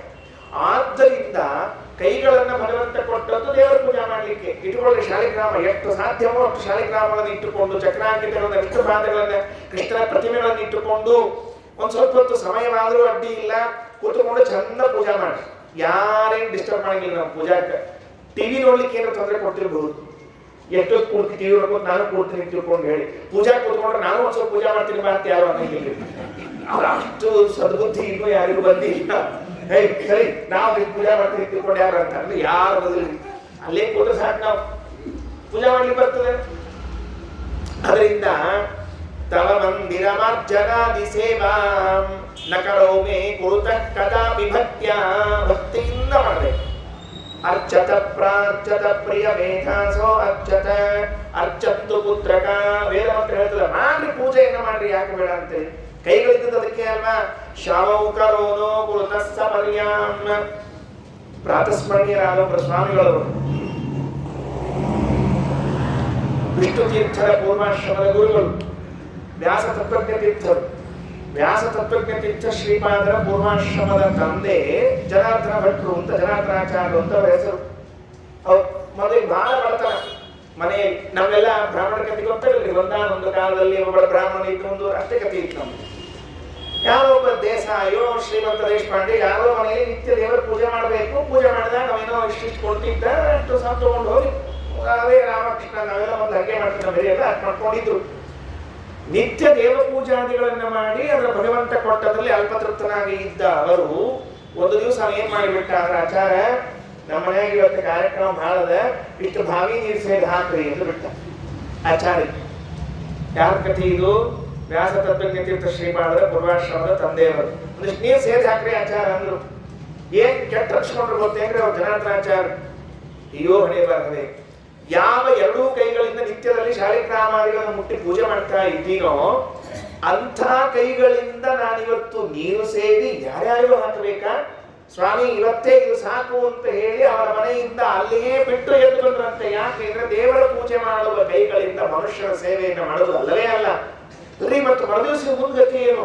ಅವತ್ತೇ ಊರು ಬಿಟ್ರಂತೆ. ಬಿಟ್ಟು 16 ವರ್ಷ ಕಾಶಿಗೆ ಹೋಗಿ ಅಧ್ಯಯನವನ್ನ ಮಾಡಿಕೊಂಡು ಬಂದ ಮೇಲೆ ಆಮೇಲೆ ಅವರು ಸೇವೆ ಮಾಡಿದಾಗ ಹುಟ್ಟಿದವರೇ ವ್ಯಾಸತತ್ವಜ್ಞ ತೀರ್ಥರವರು, ದುರಾಶ್ರಮದ ಮಕ್ಕಳು ಐಜಿ ವೆಂಕಟರಾಮಾಚಾರ್ಯ. ಯಾಕೆ? ಒಂದೇ ಒಂದು ಘಟನಾ. ದೇವರ ಪೂಜೆ ಮಾಡುವ ಕೈಗಳಿಂದ ಬಾವಿಯಿಂದ ನೀರು ಸೇರಿ ಇನ್ಯಾವನಿಗೂ ಹಾಕಬೇಕು ಅಂತಾರಲ್ಲ ಇವರು ಆಚಾರ್ಯ. ಇನ್ನೊಂದು ದೇವ್ರ ಪಡಿಗೆ ಪೂಜಾ ಮಾಡ್ರಿ, ಇನ್ನೊಂದ್ ಸ್ವಲ್ಪ ಪೂಜಾ ಮಾಡ್ರಿ, ಏನೋ ಸಂತೋಷ ಮಾಡಬಹುದಾಗಿತ್ತು ಅಂತ. ಹಾಗಾದ್ರೆ ಹೇಗಿರಬೇಡ. ನಮ್ಮ ಕೈಗಳೆಲ್ಲ ಎದಕ್ಕಿರಬೇಕು? ದೇವರ ಪೂಜೆಯನ್ನು ಮಾಡ್ಲಿಕ್ಕೆ ಇರಬೇಕು, ಬೇರೆದಕ್ಕಲ್ಲ. ಅದಕ್ಕೆ ತವ ಮಂದಿರ ಮಾರ್ಜನಾದಿ ಸೇವಾ ನ ಕರೋಮಿ ಕುರುತಃ ಕದಾಪಿ ಭಕ್ತ್ಯಾ ಅಪಿತೂರು ಗುಣಾರ್ಯ ದುಷ್ಟ ವಸ್ತು ಗ್ರಹಣಾಯೈವ ಯತೇತ ಇಂದಿರೇಶಃ. ದುಷ್ಟವಾದ ವಸ್ತುಗಳನ್ನು ಸ್ವೀಕಾರ ಮಾಡ್ಲಿಕ್ಕೆ ತಯಾರಾಗಿರ್ತಂತ. ಭಾರಿ ಆಶ್ಚರ್ಯ. ಮಹಾರಾಜ್ ಪ್ರಾರ್ಥನಾ ದರ್ಶಕ ಸ್ತೋತ್ರ ಅಂತ ಬರ್ದಾಗ ಇವತ್ತು ಅವ್ರಿಗೂ ಆರಾಧನೆ ಅಲ್ಲ, ಅದಕ್ಕೆ ಎರಡು ಕುಡ್ಕೊಂಡು ಹೇಳಿರ್ತೀವಿ ಯಾವ್ದೊತ್ತು ರೀತಿ ಅಂತ ಹೇಳಿ. ಏನಂತ ಅವಾಗ ದುಷ್ಪ್ರತಿಗ್ರಹ ದುಸ್ಪರ್ಶೆ ಕರೋಮ ಚೋದಯ ಧ್ರುವಂ. ಸ್ವಾಮಿ, ಎಂದೆಂದು ನಮ್ಮ ಕೈಗಳನ್ನ ದುಷ್ಪ್ರತಿಗ್ರಹ ದುಸ್ಪರ್ಶೆ. ದುಷ್ಪ್ರತಿಗ್ರಹ ಅಂದ್ರೆ ದುರ್ದಾನ. ದಾನ ತಗೊಳ್ಳೋವಾಗ ಎಕ್ಸ್ಪರ್ಟ್ ನಾವೆಲ್ಲ. ನಮ್ಮ ಕೈಗಳು ದಾನ ತಗೊಳ್ಳಿಕ್ಕೆ ಎರಡೂ ಅಗಲಾಗಿರ್ತಾವಂತ. ಎರಡೂ ಅಗಲವಾಗಿ ದಾನ ತಗೋತಿರ್ತೀವಿ. ಆಚಾರ್ಯ ದಾನ ತಗೊಂಡಿಟ್ಟು ಅಭ್ಯಾಸ ಆಗಿಬಿಟ್ಟಿತ್ತು ಅವ್ನಿಗೆ. ಅಂದ್ರೆ ಭಾರಿ ಅಭ್ಯಾಸ ಆಗಿತ್ತು. ಅದು ಸುಲಭ ಕೊಡಲಿಲ್ಲ. ಅದಕ್ಕೂ ಪ್ರಾಕ್ಟೀಸ್ ಮಾಡಬೇಕಾಗ್ತದೆ. ದಾನ ತಗೊಳ್ಳಿಕ್ಕೂ ಏನಾಗಿದೆ, ನಡ್ಕೋತ ಹೊಂಟಾನ, ಎಕಡೋ ನಡ್ಕೋತ ಹೊಂಟಾನ, ಊರು ಮುಂದಿನ ಬಾವಿ ಒಳಗೆ ಬಿದ್ದುಬಿಟ್ಟಾನ.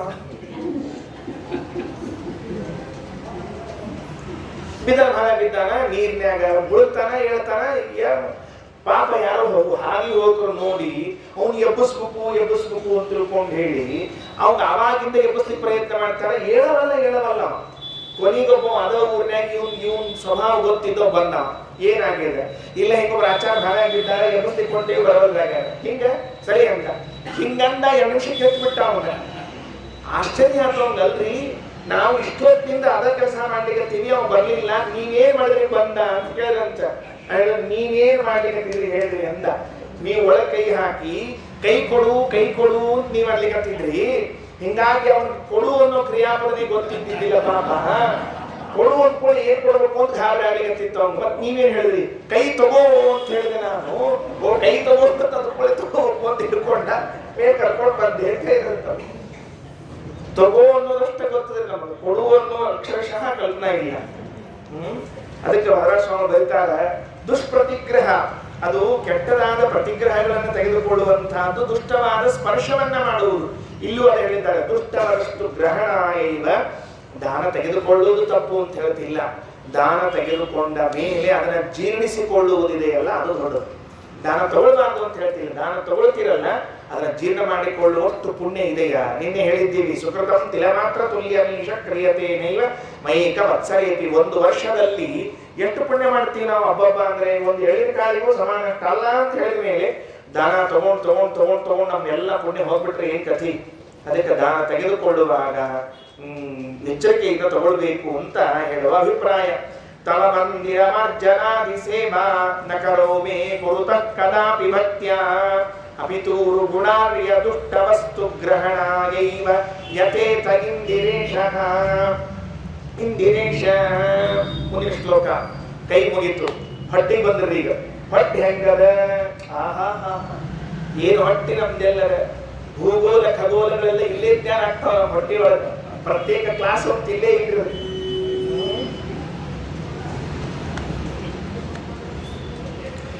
ಆಚಾರು ಶಾಲ್ಯಾಗ ಕಲಿಸ್ತಿದ್ರಂತ.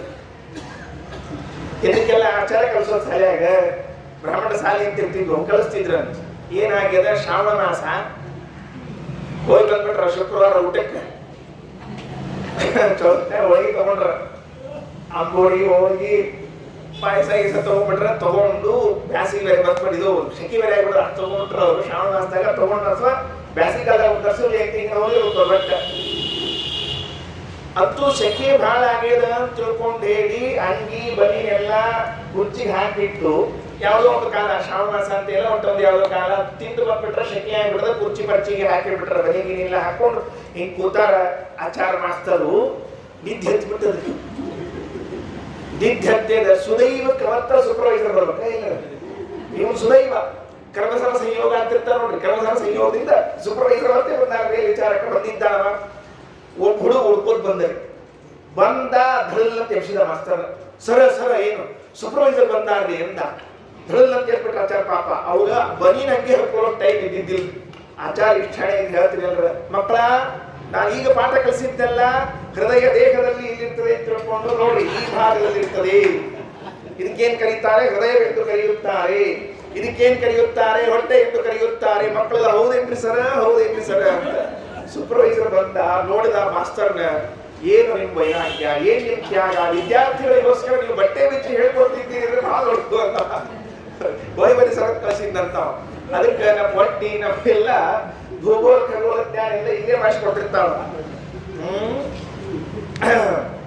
ಅದಕ್ಕೆ ಉದರ ಏನು ಹಾಕಬೇಕು ಏನು ಹಾಕಬಾರದು ಈ ಉದರದಲ್ಲಿ ನಿಯಮ ಇಲ್ಲ ನಾವೇನ್ ಮಾಡಿದ್ದೇವೆ ಅಂದ್ರೆ ಏನ್ ಸಿಕ್ಕರೂ ಸರಿ ಅಂತ ಇಟ್ಕೊಂಡ್ಬಿಟ್ಟಿದ್ದೀವಿ ಉದರಂ ಮಮಧಿಕ್ಷತಸ್ಯ ವಿಷ್ಣರ್ಪಿತ ಪೂತಾನ್ನ ವಿವರ್ಜಿತಂ ನಿತಾಂತಂ ವಿಜೇಂದ್ರ ಸ್ವಾಮಿಗಳು ಅಂತಾರೆ ಹೊಟ್ಟೆ ಶಠ ಬೈತಾರೆ ಹೇ ಭಗವಂತ ಈ ಹೊಟ್ಟೆ ಏನದಲ್ಲ ಇದು ಮೋಸಗಾರ ಕಪಟಿ ಉದರಂ ಮಮಧಿಕ್ಷತಸ್ಯ ಅಥವಾ ಕ್ಷತಸ್ಯ ಮಮ ಕಪಟಿಯಾದ ನಾನು ಇದೇನಿದೆ ಮಮ ಉದರಂ ನನ್ನ ಹೊಟ್ಟೆ ವಿಷ್ಣರ್ಪಿತ ಪೂತಾನ್ನ ವಿವರ್ಜಿತಂ ನಿತಾಂತಂ ಭಗವಂತನಿಗೆ ಅರ್ಪಣೆ ಮಾಡಿದ ಅನ್ನ ಹೊಟ್ಟೆಗೆ ಹೋಗ್ಲಿಕ್ಕೆ ತಯಾರಿಲ್ಲವೇ ಇಲ್ಲ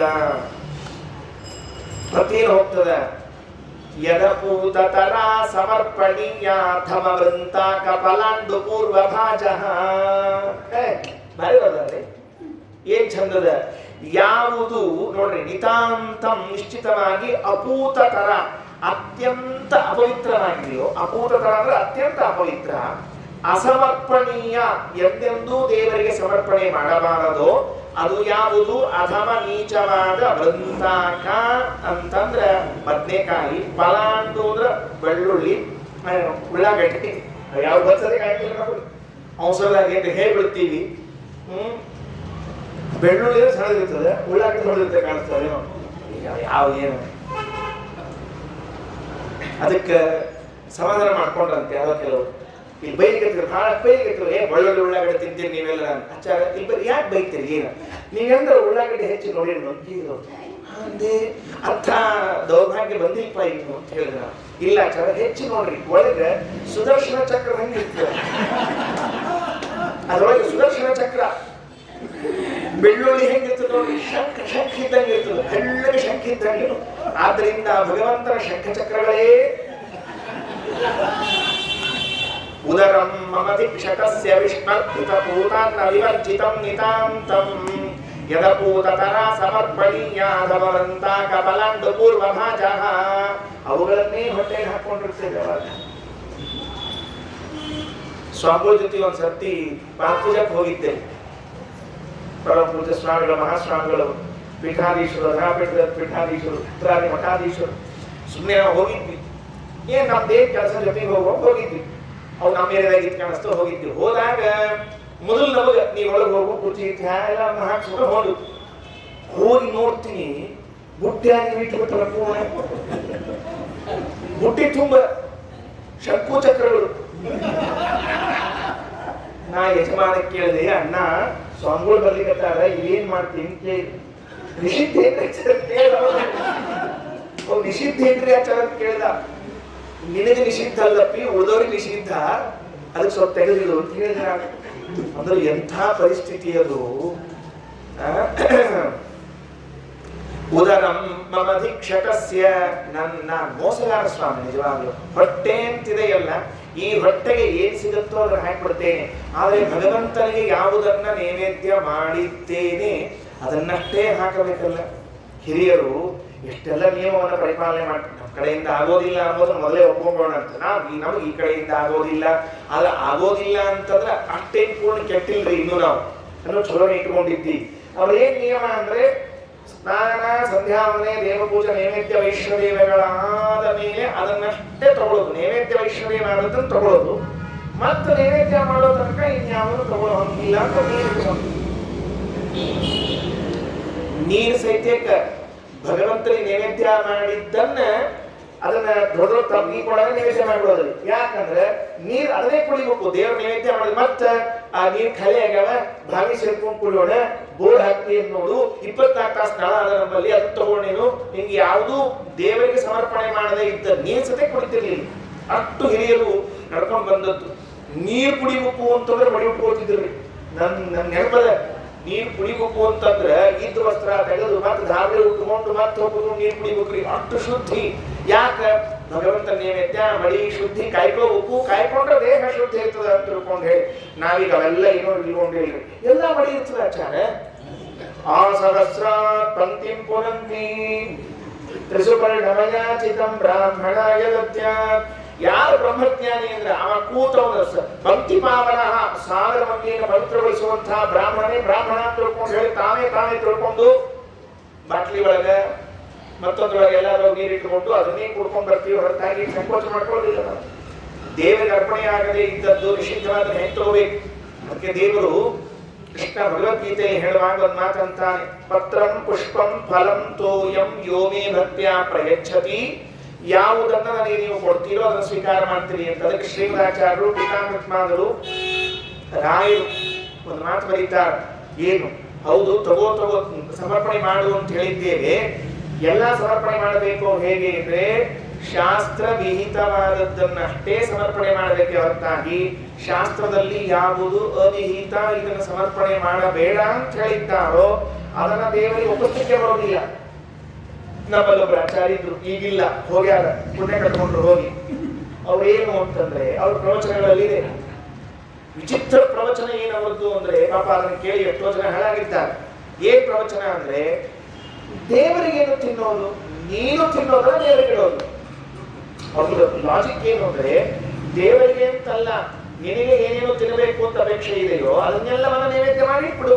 ಅಲ್ರಿ ಮತ್ತೆ ಅದು ನಿಷಿದ್ಧ ಅನಿಷಿದ್ಧ ಹುಚ್ಚ. ದೇವರಿಗೆ ಯಾವ್ದಾದ್ರು ನಿಷಿದ್ಧ ಇದೆಯಾ? ದೇವರಿಗೆ ಯಾವ್ದಾದ್ರು ಅನಿಷಿದ್ಧವ? ಅವಿಗೆ ದೇವರಿಗೆ ಯಾವುದಿಲ್ಲ. ನಿನಗೆ ನಿಷಿದ್ಧ ಅನಿಷಿದ್ಧ ಯಾವ ತಗೋ, ನಿನಗೆ ಏನ್ ತಿನ್ಲಿಕ್ಕೆ ಬರ್ತದೋ ಅದನ್ನೆಲ್ಲ ನೈವೇದ್ಯ ಇಟ್ಬಿಡು. ಆಶ್ಚರ್ಯ ಇಲ್ಲಿ ತನಕ ಹೇಳಿದ್ದಾರೆ ಪ್ರವಚನದಲ್ಲಿ ಅವಸರದಲ್ಲಿ ಆ ಆಚಾರ್ಯ ಪುರುಷ ಅಂದ್ರೆ ಮಾಂಸವನ್ನು ನೀನು ತಿನ್ನುವುದಾಗಿದ್ದರೆ ಅದನ್ನು ನೈವೇದ್ಯವನ್ನ ಮಾಡಿ ತಿನ್ನುಬಿಡು. ಅದ ನಿಷಿದ್ಧ ಅಂತ ಯಾಕೆ ಬರ್ಬೇಕು ಶಾಸ್ತ್ರ? ಇದು ತಿನ್ನಬೇಡಪ್ಪ, ಇದು ತಿನ್ನು ಅಂತ ಹೇಳ. ಮಾಂಸಾದಿಗಳಲ್ರಿ ಮಾಂಸದಂಗ ಕಾಣೋ ಕೆಂಪು ಹಣ್ಣು ಸಹಿತ ಗಿಡ ಹೊಂದಿಲ್ಲ ನಮ್ಮಲ್ಲಿ. ಅದಕ್ಕೆ ಮತ್ತವು ನಿಷಿದ್ಧ ಆಗ್ಯಾವು. ಕಲ್ಲಂಗಡಿ ಟಮಾಟಿ ಯಾಕೆ ನಿಷಿದ್ಧ ಆಗ್ಯಾವ? ಮತ್ತವು ಅವು ಕೆಂಪು ಕಾಣಿಸ್ತಾವ, ಮಾಂಸದಂಗ ಇರ್ತಾವ, ನೋಡಿದ್ರೆ ನಮಗೆ ಹಂಗೆ ಬುದ್ಧಿ ಬರ್ತದೆ ಅಂತ ತಿಳ್ಕೊಂಡ ಬೇಡ ಅಂತ ಹೇಳ್ಯಾರ. ಅದನ್ನ ಮತ್ತೆ ನಿಷಿದ್ಧವಾದದ್ದು ಬೇಡ. ವಿಜಯ ಸ್ವಾಮಿಗಳಂತಾರ ಅಪೂತ ತರ ಅಸಮರ್ಪಣೀಯ. ಯಾವುದು ಸಮರ್ಪಣೆ ಮಾಡಲು ಯೋಗ್ಯವಲ್ಲವೋ ಅಂತಹ ಬದ್ನಿಕಾಯನ್ನ, ಉಳ್ಳಾಗಡ್ಡಿ, ಬೆಳ್ಳುಳ್ಳಿಯನ್ನ ಸಮರ್ಪಣೆ ಮಾಡಬಾರದು. ಅದನ್ನೇ ಹೊಟ್ಟೆ ತುಂಬ ತಿನ್ಕೊಂಡು ಕೂಡಬಾರದು. ಮತ್ತೆ ಸಮಾಧಾನ ಮಾಡ್ಕೊಳ್ರಿ. ಉಳ್ಳಾಗಡ್ಡಿ ಬೆಳ್ಳುಳ್ಳಿಗೆ ಸಮಾಧಾನ ಇಲ್ಲ, ಬದ್ನಿಕಾಯಿಗೆ ಸಮಾಧಾನ ಆಗಿದೆ. ಮತ್ತೆ ಅಷ್ಟೊಳಗ ಏನು ಕೃಷ್ಣಾ ತೀರ್ಥ ಬೆಳೆದದ್ದು ಅವ್ರು ತಗೋತಾರೆ, ವಾದರಾಜಗುಳ್ಳ ಅಂತ ಇವ್ರು ತಗೋತಾರೆ. ಇಷ್ಟ ಬೆಲೆ ಏನಿಲ್ಲ ನಮ್ಮಲ್ಲಿ. ಬರ್ತಾವ ಹೆಸರು ಹೇಳ್ಬೋದ್ರಿ ವಾದರಾಜಗುಳ್ಳ ಅಂತ. ಇದನ್ನ ಕೃಷ್ಣಾ ತೀರ್ಥ ಅಂತ ಅದನ್ನ ಹೇಳೋದು. ಇವತ್ತೇನಾಗಿತ್ತು ನಿಮ್ಮ ಮನ್ಯಾಗ? ಕೃಷ್ಣಾ ತೀರದ ಪಲ್ಯ. ಆಹಾ, ಬಕ್ರಿ ಕೃಷ್ಣಾ ತೀರದ ಪಲ್ಯ ತಗೊಂಡ್ಬಿಡೋದೆ. ಇಲ್ಲ, ನಾವು ಮೊನ್ನೆ ಶಾದಿಗೆ ಹೋಗಿದ್ವಿ, ರಾಜರ ಆರಾಧನೆ ಹೆಂಗಿದ್ರು, ಬರೋ ಕಾಲಕ್ಕೆ ಒಂದು 4-8 ಕಿಲೋ ತಂದಿದ್ವಿ. 4-8 ಕಿಲೋ ಇದಕ್ಕೆ 15 ದಿವಸ ಬರೋಕಲ್ಲ, ಯುಗಾದಿ ತನಕ ಮತ್ತೆ ತಗೊಂಡ್ರಿ. ಆಯಾ ಕ್ಷೇತ್ರದಲ್ಲಿ ಮಾತ್ರ ಸ್ವೀಕಾರಕ್ಕೆ ಅರ್ಹದ ಹೊರತಾಗಿ ಬೇರೆ ಕಡೆಗೆ ತಗೊಳ್ಬೇಕು ಅಂತ ಏನಿಲ್ಲ. ಆದರೂ ನಾವು ತಗೊಳ್ತಿರ್ತೇವೆ. ಅದಕ್ಕೆ ಹೇಳಿದ್ರು ಯದಪೂತ ತರ ಸಮರ್ಪಣೀಯ ಅರ್ಥಮವಂತ ಕಮಲಾಂಡು ಪೂರ್ವ ಭಾಜನ. ಅದರಿಂದ ಈ ಪದಾರ್ಥಗಳನ್ನು ಎಂದೆಂದು ತಿನ್ನಬಾರದು. ಹೊಟ್ಟೆ ತಿಂತಾ ಇರ್ತದೆ. ನಿಷಿದ್ಧವಾದ ಪದಾರ್ಥಗಳು ಯಾಕೆ ತಿನ್ನಬಾರದು? ಅದಕ್ಕೆ ಛಾಂದೋಗ್ಯ ಉಪನಿಷತ್ನಲ್ಲಿ ಹೇಳುವಾಗ ಅಶಿತಮನ್ನಂ ತ್ರೇಧಾ ವಿಧೀಯತೆ. ನೀನು ತಿಂದ ಅನ್ನ 3 ಭಾಗ ಆಗ್ತದೆ. ನೆನಪಿಟ್ಟುಕೋ, 3 ಭಾಗ. ನೀನೇನು ತಿಂತೀಯ? ಮೊದಲನೇ ಇತ್ತು ಅದೇನು, 1 ಭಾಗ ದೇಹದಲ್ಲಿ ಮಾಂಸದ ಬೆಳವಣಿಗೆ ಹೋಗ್ತದಂತ, ಚಂದಾಗಿ ಮಾಂಸದ ಬೆಳವಣಿಗೆ. 2ನೇ ಭಾಗ ಮಲವಾಗಿ ಹೋಗ್ತದೆ. ಎರಡನೇದಲ್ಲ, ಇನ್ನೊಂದು ಭಾಗ ಮಲವಾಗಿ ಹೋಗ್ತದೆ. 3ನೇ ಭಾಗ ತನ್ ಮನಸ್ಸಿಗೆ ಹೋಗ್ತದಂತೆ. ಹಾಗಾದ್ರೆ ನಾನು ನಿಷಿದ್ಧವಾದ ಪದಾರ್ಥಗಳನ್ನು ತಿಂದ್ರೆ ಏನಾಗ್ತದೆ, ಅದರ ಒಂದು ಭಾಗ ನನ್ನ ಮನಸ್ಸಿಗೆ ಹೋಗ್ತದೆ. ಮನಸ್ಸು ಹೆಂಗ ನಿರ್ಮಾಣ ಆಗ್ಲಿಕ್ಕತ್ತದೆ? ಈಗ ನಿಷಿದ್ಧ ಪದಾರ್ಥಗಳನ್ನು ತಿಂದದ್ರಿಂದ ನಿರ್ಮಾಣ ಆಗ್ಲಿಕ್ಕತ್ತದೆ. ಹಾಗಾದ್ರೆ ಮನಸ್ಸು ಏನನ್ನ ಆಲೋಚನೆ ಮಾಡ್ತದ? ನಿಷಿದ್ಧವಾದದ್ದನ್ನ ಆಲೋಚನೆ ಮಾಡ್ತದೆ. ಆಯ್ತಲ್ಲ, ಮತ್ತೆ ನಿಷಿದ್ಧವಾದದ್ದನ್ನ ಆಲೋಚನೆ ಮಾಡಿ ಶುರು ಮಾಡಿದ ಮೇಲೆ ಕೆಲಸಗಳನ್ನೆಲ್ಲವನ್ನು ನಿಷಿದ್ಧವಾದದ್ದನ್ನೇ ಮಾಡ್ತದೆ. ಆದ್ದರಿಂದ ನಿಷಿದ್ಧವಾದ ಪದಾರ್ಥಗಳನ್ನು ತಿನ್ನಬಾರದು, ದೇವರಿಗೆ ಸಮರ್ಪಣೆಯನ್ನು ಮಾಡಬಾರದು. ಹೊಟ್ಟೆ ಇದೆ ಅಂತ ಹೊಲಿಕ್ಕೆ ಹಾಕಬಾರದು, ತಿನ್ನಬೇಕು, ಆಹಾರ ಬೇಕು. ತೃತೀಯ ಸ್ಕಂದದಲ್ಲಿ ವ್ಯಾಖ್ಯಾನ ಮಾಡುವಾಗ ಯಾದವಾರನ ಒಂದು ಮಾತನ್ನು ಹೇಳ್ತಾರೆ. ಮಹಾನುಭಾವರು ಭಾಗವತಕ್ಕೆ ವ್ಯಾಖ್ಯಾನ ಮಾಡುವಾಗ ಒಂದು ಮಾತು ಹೇಳ್ತಾರೆ, ದೌಭಾನು ಪೂರೈದನ್ಯೈಹಿ. ನೋಡ್ರಿ, ಹೊಟ್ಟೆ 4 ಭಾಗ ಮಾಡ್ಕೊಳ್ಬೇಕಂತೆ, ತುಂಬಿಸಬಾರ್ದು. ಹೊಟ್ಟೆಯನ್ನು ಹಾಕಿ ಹಾಕಿ ಹಾಕಿ ಹೊಟ್ಟೆಯಲ್ಲಿ 4 ಭಾಗ ಮಾಡ್ರಿ. 2 ಭಾಗ ಅನ್ನ ಹಾಕ್ರಿ, 1 ಭಾಗ ನೀರು ಹಾಕ್ರಿ. ಮಾರುತಸ್ಯ ಪ್ರಚಾರಾರ್ಥಂ ಚತುರ್ಥಂ ಅವಶೇಷಯಿ. ಒಳಗೆ ಹೊರಗೆ ಗಾಳಿ ಅಡ್ಡಾಡ್ಲಿ ಅಂತ 4ನೇ ಭಾಗ ಬಿಟ್ಟಿರ್ಬೇಕಂತ. 1/4 4ನೇ ಭಾಗ ಅಂದ್ರೆ ಹೊಟ್ಟೆ ಅಂತಂದ್ರೆ ಊಟ ಎಷ್ಟು? ಅರ್ಧ ಊಟ ಮಾಡಬೇಕು. ಅದು ಈಗ ನಾವು ಊಟ ಮಾಡೋ ಲೆಕ್ಕದಾಗ ಅರ್ಧ ಮಾಡಿದ್ರು ಸಾಕ್ರಿ, ಬದುಕ್ತೀವಿ ನಾವು. ನಾವೇನ್ ಮಾಡ್ಲಿಕ್ಕೀವಿ ಅಂದ್ರೆ ತ್ರಿಬಲ್ ಮಾಡ್ಲಿಕ್ಕೀವಿ, ಡಬಲ್ ಅಲ್ಲ, ತ್ರಿಬಲ್. ಇಷ್ಟು ತನಕ, ಇಲ್ಲಿ ತನಕ. ಅಕಸ್ಮಾತ್ ಯಾರು ಊಟ ಅದೆಲ್ಲ ಒಂಚೂರಿ ಏನಾರ ಪ್ರೆಸ್ ಮಾಡಿದ್ರೆ, ಈ ಆಧಾರ್ ಕಾರ್ಡ್ ಪ್ರೆಸ್ ಇರ್ತಲ್ಲ, ಹಿಂಗ್ ಒತ್ತೋದು, ಹಂಗಿಲ್ಲಿ ಒತ್ತಿದ್ರು ಅಂತಂದ್ರೆ ಅದಕ್ಕ ಗಾಳಿ ಅಡ್ಡಾಡ್ಲಿಕ್ಕೆ ಬಿಡ್ಬೇಕು ಒಳಗಡೆಗೆ ಅಂತ ಹೇಳ. ಇವ್ರು ಉಂಡ ಮೇಲೆ ಗಾಳಿ ಹಾಕೊಂಡಿರ್ತಾರೆ, ಗಾಳಿ ಹಾಕ್ಸ್ಕೊಂಡು ಬಾಬಾ ಬಾಬಾ ಫ್ಯಾನ್ ಹಾಕ್ರಿ ಫ್ಯಾನ್ ಹಾಕ್ರಿ ಫ್ಯಾನ್. ಯಾಕೆ ಅಷ್ಟು ಉಂಡು ಬಿಟ್ಟಾರೆ.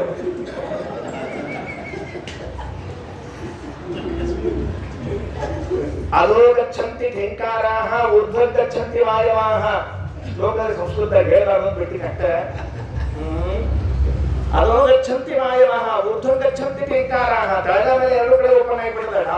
ನಮ್ಮಲ್ಲಿ ಇರ್ತದೆ ಪಾಪ ಅವರ ಪುಣ್ಯಾತ್ಮನಿಗೆ ಆಮಂತ್ರಣಂಚ ಸಂಪ್ರಾಪ್ತಂ. ಮತ್ತು ಊಟಕ್ಕೆ ಅಂತ ಹೇಳೋದು. ಅಪ್ಪ ಕೇಳಿದಂತ ಪಿತರ್ಕಿಂ ಕರಬಾವಲಿ. ಅಪ್ಪ ಏನ್ ಮಾಡ್ಬೇಕು? ಬಹಳ ತ್ರಾಸ ಆಗ್ಯದ, ಈಗ ಮೇಲೆ ತಳಗೆಲ್ಲ ಹೊಂಟು ಬಿಟ್ಟದ, ಏನ್ ಮಾಡ್ಬೇಕು ಅಂದ್ರೆ ಅಪ್ಪ ಹೇಳ್ತಾರಂತ, ನೋಡು ಆಮಂತ್ರಣ ತಪ್ಸ್ಕೋಬೇಡ. ನೋಡು ಅಲ್ರಿ, ಪ್ರಾಣ ಹೋದ ಏನ್ ಮಾಡ್ಬೇಕು? ಪ್ರಾಣ ಜನ್ಮಲಿ ಜನ್ಮಲಿ ಮತ್ತೊಂದ್ ಸ್ವಲ್ಪ ಸಿಗ್ತದೆ. ಆಮಂತ್ರ ಸಿಗ್ತದೆ, ಪ್ರಾಣ ಸಿಗ್ತದೆ, ಆಮಂತ್ರ ತಗೋ ಅಂತ ಹೇಳ್ತಂತ.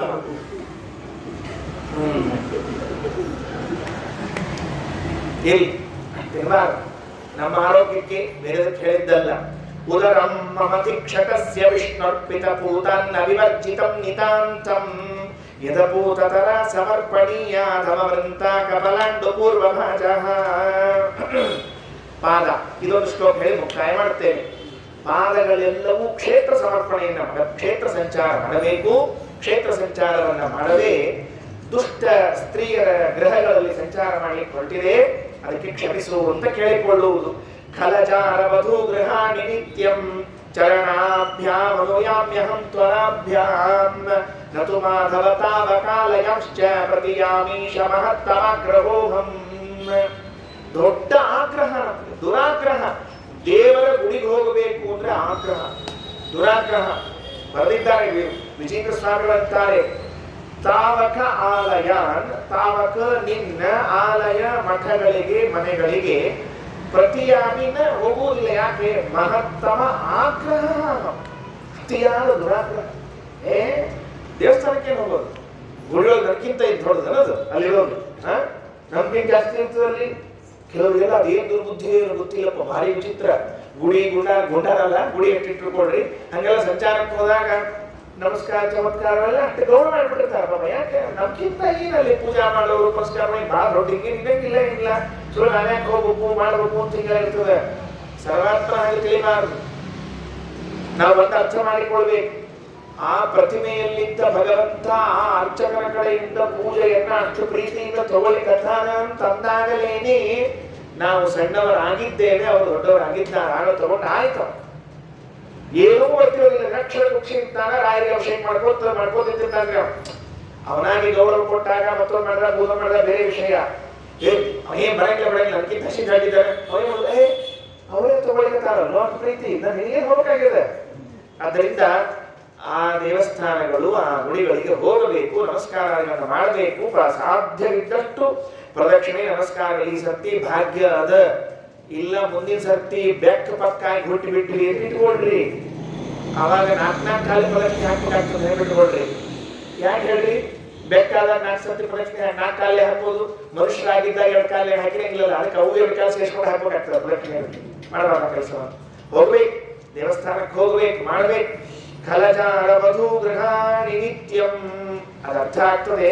ಖಲಜಾರ, ಖಲ ಅಂದ್ರೆ ದುರ್ಜನರು, ಜಾರ ಅಂದ್ರೆ ಜಾರವಧು ಅಂದ್ರೆ ವೇಶ್ಯಾಸ್ತ್ರೀಯರು. ಅವರ ಮನೆಗಳಿಗೆ ಹೋಗ್ಲಿಕ್ಕೆ ಚರಣಾಭ್ಯಾಮ್ ಅನುಯಾಮಹಂ ತ್ವರಾಭ್ಯಾಮ್, ಭಾರಿ ಬೇಗ ವೇಗವಾಗಿ ಹೋಗ್ತೀನಿ ಅಂತ. ತ್ವರಾಭ್ಯಾಮ್ ಸ್ವಕಾಶವುದಲ್ರಿ. ಅಲ್ಲಿ ಆಕಿ ಯಾವಕ್ಕೆ ಕಾಯ್ತಿರ್ತಾಳ ಅಂತ ಹುಡ್ಕೋತ ಹೋಗುದು. ಅವ್ ಯಾವ ಸ್ಪೀಡ್ ಕ್ಲಬ್ಬಿಗೆ ಹೊಂಟಾಗ ಕರ್ಕೊಂಡು ಹೋಗ್ತಾನೆ ಅಂತ ಹುಡ್ಕೋತ ಹೋಗುದು. ಸಿನಿಮಾಕ್ಕೆ ಹೋಗ್ತಾನೆ, ನಾಟಕಕ್ಕೆ ಹೋಗ್ತಾನೆ ಅಂತ ಹುಡ್ಕೋತ ಹೋಗೋದು. ಇವೆಲ್ಲ ಮಾಡ್ತಿರ್ತೇವೆ. ನತು ಮಾಧವತಾ ಬಕಾಲಯಂಶ್ಚ, ನಿನ್ನ ಮಂದಿರಕ್ಕೆ ಮಾತ್ರ ಹೋಗೋದಿಲ್ಲ. ಪ್ರತಿಯಾಮೀಶ ಮಹತ್ತವಾಗ್ರಹೋಹಂ, ದೊಡ್ಡದಾದ ದುರಾಗ್ರಹ ನನ್ನಲ್ಲಿರುವಂತಹದ್ದು, ಕ್ಷಮಿಸು ಸ್ವಾಮಿ ಅಂತ ಪ್ರಾರ್ಥನೆ ಮಾಡ್ತಾರೆ. ಮುಂದಿನದ್ದು ಮನಸ್ಸು. ನಮ್ಮ ಮನಸ್ಸು ಅದೇ ಮುಖ್ಯ. ಅದರ ಮೇಲೆ ಮುಂದಿನ 3-4 ಶ್ಲೋಕಗಳನ್ನು ಹೇಳ್ತಾರೆ. 2 ಶ್ಲೋಕಗಳಂತೂ ಪ್ರಧಾನವಾಗಿ ಮನಸ್ಸಿನ ಬಗ್ಗೆ ಮಾತಾಡೋದು. ಮನೈವ ಹಿ ಮನುಷ್ಯಾಣಂ ಕಾರಣಂ ಬಂಧಮೋಕ್ಷಯೋ. ಎಲ್ಲ ಇಂದ್ರಿಯಗಳಿಗಿಂತ ಪ್ರಧಾನವಾದ ಇಂದ್ರಿಯ ಅಂತಂದ್ರೆ ಮನಸ್ಸು. ಈ ಮನಸ್ಸು ನಮ್ಮದು ಎಷ್ಟು ದುರ್ಬಲವಾಗಿದೆ, ಎಷ್ಟು ದುರಾಗ್ರಹದಿಂದ ಕೂಡಿದೆ ಎನ್ನುವುದನ್ನು ಹೇಳ್ತಾ ಈ ಕೆಲಸವನ್ನ ಮಾಡಬೇಡ್ರಿ, ಅದರಿಂದ ನಿಮಗೆ ಶ್ರೇಯಸ್ಸಾಗುವುದಿಲ್ಲ ಅಂತ ವಿಜೇಂದ್ರ ಸ್ವಾಮಿಗಳು ಮನಯೇವ ಹರೇ ಖಿಲೇಂದ್ರಿಯಾಣಾಂ ವರಮಿತ್ತಂ ಪ್ರವಿತಂ ಶ್ರುತಿ ಸ್ಮೃತಿಭ್ಯಾಂ ಸುಮನೋ ಜೈನೋ ಖಿಲೇಂದ್ರಿಯಾಣಾಂ ಜಯ ಏವೇತಿ ಜನಾನುಭೂತಿರಸ್ತಿ. ಮನಸ್ಸೇ ಶ್ರೇಷ್ಠವಾದ ಇಂದ್ರಿಯ. ಕೃಷ್ಣನಿಗೆ ಅರ್ಜುನ ಕೇಳಿದ್ದಂತೆ ನೀನು ಯಾವ ಇಂದ್ರಿಯದಲ್ಲಿ ಇದ್ದಿ ಅಂತ ಕೇಳಿದಾಗ ಮನಸ್ಸಿನಲ್ಲಿ ಇಂದ್ರಿಯಾಣಾಮಹಂ ಮನಃ, ಇಂದ್ರಿಯಗಳಲ್ಲಿ ನಾನು ಮನಸ್ಸಿನಲ್ಲಿ ಇದ್ದೇನೆ ಅಂತ ಪರಮಾತ್ಮ ಹೇಳಿಕೊಂಡಿದ್ದಾನೆ. ಹಾಗಾಗಿ ಆ ಮನಸ್ಸೇ ಶ್ರೇಷ್ಠವಾದದ್ದು. ಮನಸ್ಸನ್ನು ನಿಗ್ರಹ ಮಾಡಿದ್ರೆ ಎಲ್ಲವನ್ನು ನಿಗ್ರಹ ಮಾಡಲಿಕ್ಕೆ ಬರ್ತದೆ ಅಂತನ್ನುವಂತಹ ಮಾತನ್ನು ಹೇಳ್ತಾರೆ. ಅದನ್ನು ಉಳಿದದ್ದನ್ನ ನಾಳೆ ನೋಡೋಣ ಅಂತ ಹೇಳ್ತಾ ಶ್ರೀಕೃಷ್ಣಾರ್ಪಣಮಸ್ತು. ಅಕ್ಷಯಂ ಕರ್ಮ ಯಸ್ಮಿನ್ ಪರೇ ಸ್ವರ್ಪಿತಂ ಪ್ರಕ್ಷಯಂ ಯಾಂತಿ ದುಃಖಾನಿ ಯನ್ನಾಮತಃ ಅಕ್ಷರೋ ಯೋಜರಃ ಸರ್ವದೈವಾಮೃತಃ ಕುಕ್ಷಿಗಂ ಯಸ್ಯ ವಿಶ್ವಂ ಸದಾ ಜಾನಿತಂ ಕ್ರೀಡಯಾಮೋ ವಾಸುದೇವಂ ದೇವತಾ ಮಂಡಲ ಖಂಡ ಮಂಡಲಂ ಕ್ರೀಡಯಾಮೋ